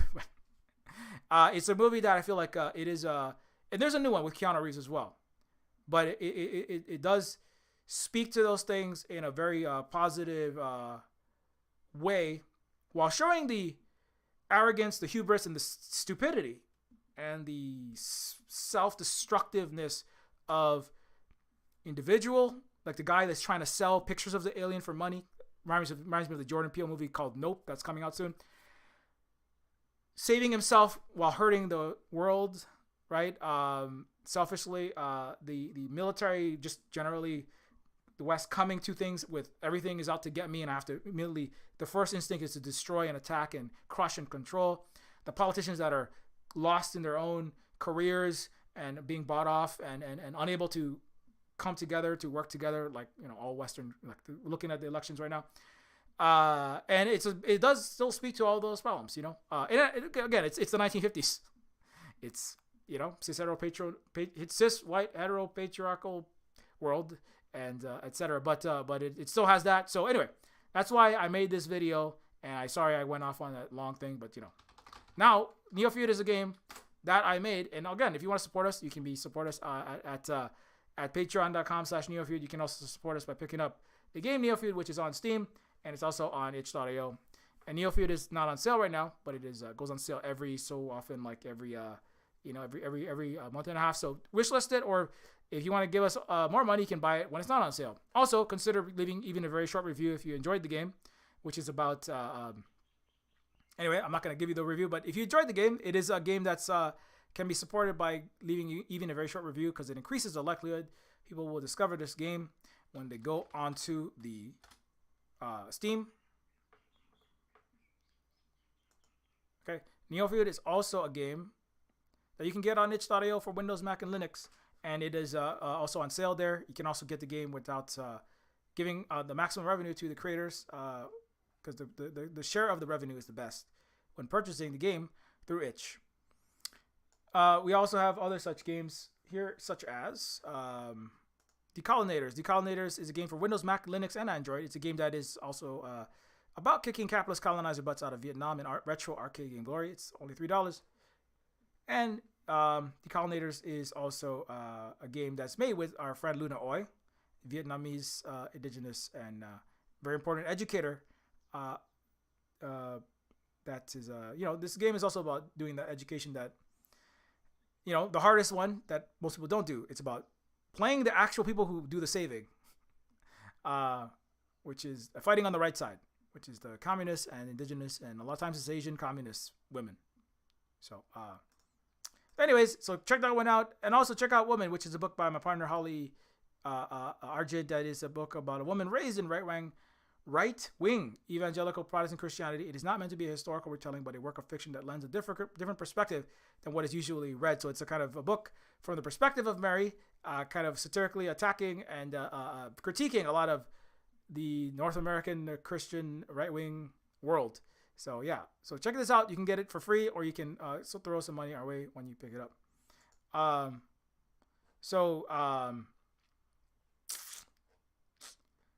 Yeah, also, don't forget you can check out at patreon.com/Neofeud. You can check out, you can help us with what we do here. Like I said, again, like this, if they find the streams valuable, what is it worth to you? You know, I do like, at least if you just watch the YouTube one, you know, it's like a few hours a week. Sometimes it's more energy than I have, you know, and I do it on a Wednesday and a Saturday night and a Sunday, and I also put on panels. So if those are valuable to you and you feel like you're learning something and it's worth something, you know, to you, and it helping entertain and or educate you, I know sometimes I don't do it in the most civil way possible, but you know, consider what that's worth. Is it $1, $5, whatever you have? I know everybody's really tight right now, but it really does help to keep this going and keep the roof and literally the roof and the electricity and everything else on, and the cars and everybody here and the kids, Kiki, with all their needs being met. So consider helping us out at patreon.com/Neofeud. You also get access to the Silver Spook Discord, and you also get access to the Silver Spook behind the scenes on other things that we're doing. We also have we're doing land back. We're doing land back literally with like trying to grow more of the indigenous productive plants, and not just like brought in alien invasive colonizer grass. And so there's that work, and Positive Synergy also is doing his own music and education work, self-educating and then also educating other people, and so all that is supported.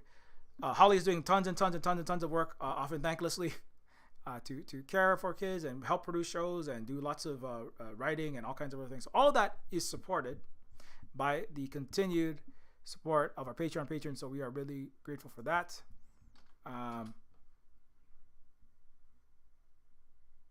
Oh yeah, we got a new Patreon. So I want to just say, I should add that new Patreon. So thank you to whatever.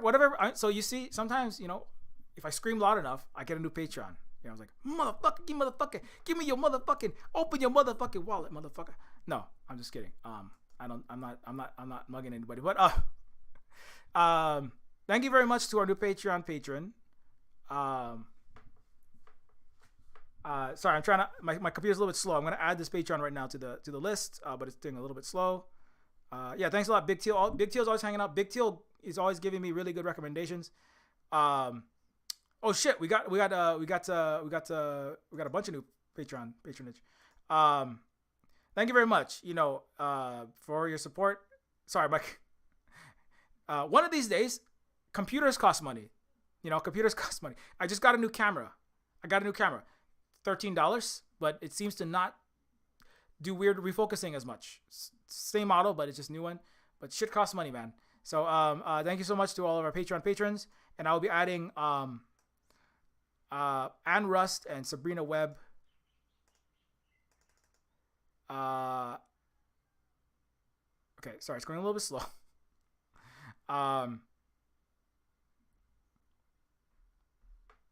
Okay, here we go.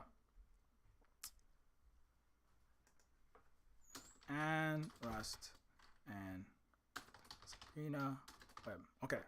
Thank you very much for our new let me see, make sure okay. Did I spell that right? Oh shit. Sorry about that. Okay, so Ann Rust and Sabrina Webb, thank you so much for the new Patreon patronage. It is greatly appreciated. Yeah,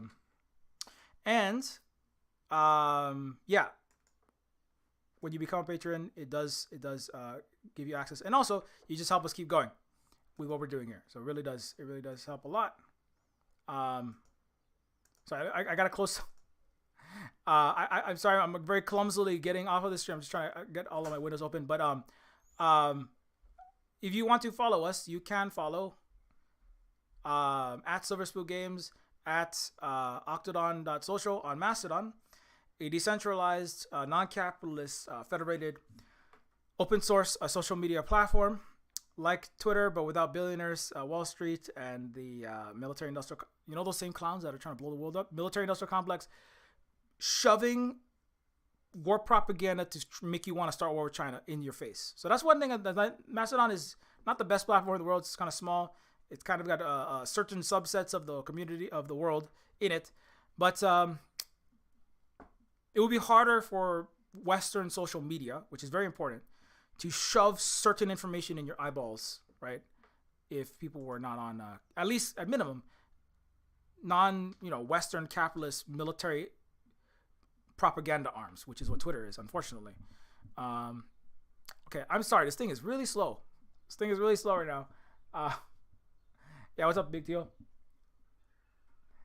Big Teal, I'm sorry. I didn't mean to, if they bring back memories, I'm like, or like, I was like, give me that motherfucking money. No, I'm just saying. Big Teal is very important.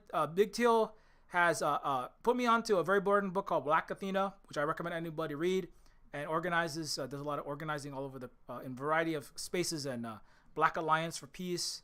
And one of these days I might come on and talk to some folks there. But yeah, thanks a lot for Big Teal hanging out. I saw Big Teal was in this whole time. So thanks so much for hanging out as well. Dealing with me going off about all kind of shit. But okay, so you can follow at Silver Spook Games at octodon.social. And you can also follow at Silver Spook Games at mastodon.social for the games related stuff mostly. So I want to talk about video games. A lot of that's coming on to the mastodon.social account. Yeah, okay, it seems to have been gradually figuring itself out. You can follow me for my personal takes at Silver Spook Guy. If you want to see me get like if you want to see me like go freaking ham, DEFCON 5 Silver Spook all over people's faces, you can go on to, no, I just post like my personal takes and threads on at Silver Spook Guy.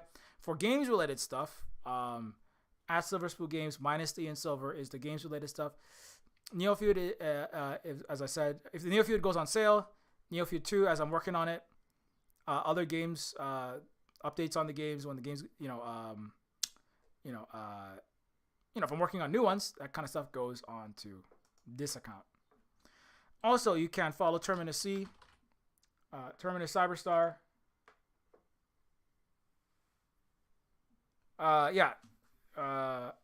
Jacqueline Lukman of the Black Alliance for Peace.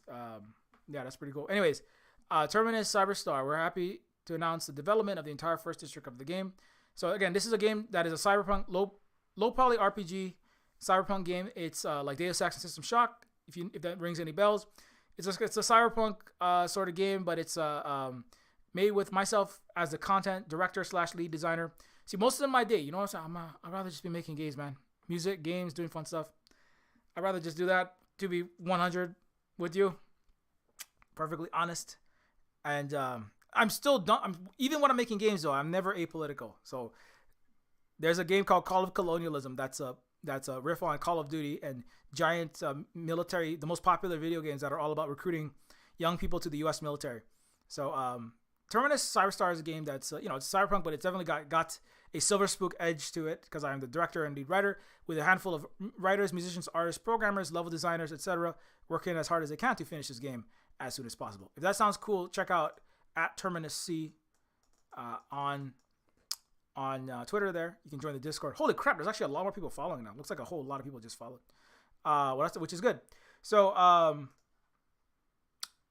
yeah. Oh, also, of course, you can follow, I'm not the only person doing this, so thank goodness. Positive Synergy helps me out with this as well, so that's nice. I don't, it's not like I'm the only. I know I'm not the only person doing educate. Lots of other people are doing very important work, but I just Positive Synergy is another native Hawaiian doing education work and trying to do whatever he can as best as he can under his circumstances to save Koloa, which is Koloa is where there is the desecration and destruction of sacred grounds in Hawaii. for making multi-million-dollar estates, shutting down Red Hill, which we just talked a lot about, which is where the U.S. military is poisoning our Hawaiian water supply, and other terrible things like that. Protecting and also running the world empire, protecting Mauna Kea from continued attempts at desecration. Return Ka'avaloa, which is the name of a town that in a county that was changed to Captain Colonizer Cook, and lots of other things related to that. Positive Synergy is also doing important work on is making music such as Positive Synergy's first album called Perfecting Perfection, the first chapter, and really cool music like Through the Eyes of a Comrade, Land Back, which is about decolonization, being a good comrade, personal songs, and of personal life journeys and struggles, and from a Native Hawaiian person's perspective, that's different from mine because we're two different people. We have different lives. And so please support Positive Synergy, continue to do this work and make more music, and kind of support Positive Synergy in making. I know there's more songs on the way. So yeah, please pick the album up, tell everybody about it, and share the important messages in that music as well. Yeah. So oh yeah. Also, Positive Synergy put me onto this. Just one more thing. I feel like I want to drop this because Positive Synergy put me onto this. Shit. We were talking all about Buckethead yesterday, and that's not really that's relevant to my interest. But also we were talking about Kumuhina. What is that video called? It just came out in the last week, so it's gonna be here. Yeah, celebrate. So there is a video. We want to learn even more about Hawaii, and this one is a really good one. Is a for LGBTQ plus and Pride Month, and it's also Indigenous History Month. Here is a video celebrating Kapai Mahu with Kumuhina, and Kumuhina is an Indigenous LGBTQ plus person. Mahu specifically, which is a third gender, like a two-spirit, but not the same, queer Indigenous Hawaiian gender. So Kumuhina is, this video is like perfect for this month. So please watch this video as well. And you can follow the Council for Native Hawaiian Advancement for more videos like that. Yeah, so I just wanted to drop that in there because, yeah, Positive Synergy will be sharing more music very soon. So yeah, look out for that. Look out for that. I'm looking forward to that. I'm also I'm working on some other stuff. I'm working on some more like comedic metal music. That's gonna be like, that's how I'm gonna like chill out. I'm gonna make a big joke about all this ridiculous stuff. But Positive Synergy is coming out very soon. So follow Positive Synergy over here and on Twitch every Wednesday at 6 Pacific time for more very educational streams and music. On top of the stuff that I'm doing, I highly recommend you follow Positive Synergy as well, and look out for that music. Okay, I was like, oh shit! I started thinking about my song in Buckethead. I can't talk about that because I gotta end this stream. I was working on music a little bit yesterday and last night, and I was like, oh shit, yeah, I gotta go finish that song. Anyways, it's a metal song. Anyways, Holly Argent, of course, very important moderator and caregiver, and very important in person, at least as important as me at the Silver Spook Hui. And I know I gotta say that because I gotta like try to not be a doodly dude and try to take credit for things and talk over people that is not men. Even though I technically a non-binary person as well. But anyway, Holly is a moderator and a voice actor and a partner here at the Silver Spook Cooperative / Hui. We talked a little bit about that. So Holly is also the partner in the business as well as in, of course, marriage and the children that we have here. The Keiki, Hawaiian word that means children. And also Holly produces the Design Attack or Kate Nix show. Kate Nix also plays the Wicked Witch of the Western Imperial World in Decolonators. So that's where that ties into Silver Spook. Kate Nix is also, Holly is working with Kate Nix on a show called The Summoning. It was called the Lullaby Lounge, and that's every Tuesday. And Holly will have the details in there. Holly is it's doing really good. I was in it, the last one. It's a media miscellaneous mischief for misfits and monsters. It's a really good time. It's like a lot of geeky, gimmicky jokes, and it's a lot of Vin Diesel and a lot a lot of random references, but that's how I am. So it's there's a lot of overlap. Anyway, my point is like, yeah, check that show out if you have something you just want to chill out, and maybe I'll show up in there and I'll be all up in there like I'm usually just up in there all like I feel like I'm going to hell in a good way. In a good way. Actually, I was like watching that and I was like, I had ideas for my own costume.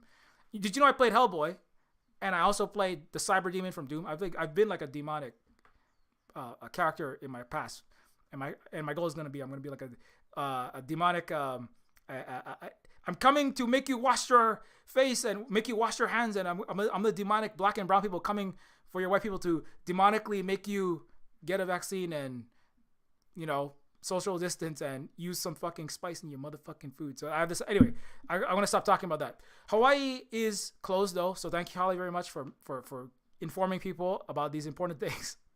And Holly is of course always the primary caregiver to the two Kiki and children here.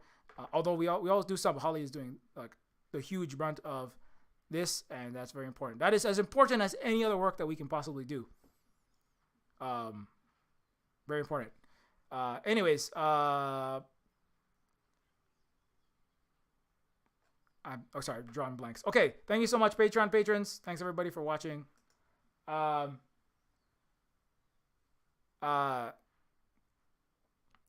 yeah, until next time, keep your marriage pause, be excellent to each other. Holy shit, man. Come in peace. You know what I'm saying? I don't apologize, but I do. I apologize to your eardrums a little bit. I went off big time, but I was like, So please, moral of the story: we don't want any war with China. Stop. Do whatever you can. Just hey, chill out on that anti-China stuff. What are y'all talking about? Stop spreading this propaganda. Hey, what are you talking about in Xinjiang? No, that's wrong, man. Just do whatever you can, okay? Please, because we don't want that. And also, come in peace. I want to watch the Keanu Reeves. Day the Earth Stood Still again, because I want to watch Keanu pretend to be a space alien. But the 1951 is actually not that bad. So until next time, be cool. Be excellent to each other. That's actually a Bill and Ted reference. That's like coming in peace. Come in, Bill and Ted, Keanu Reeves, peace. All right, take it easy.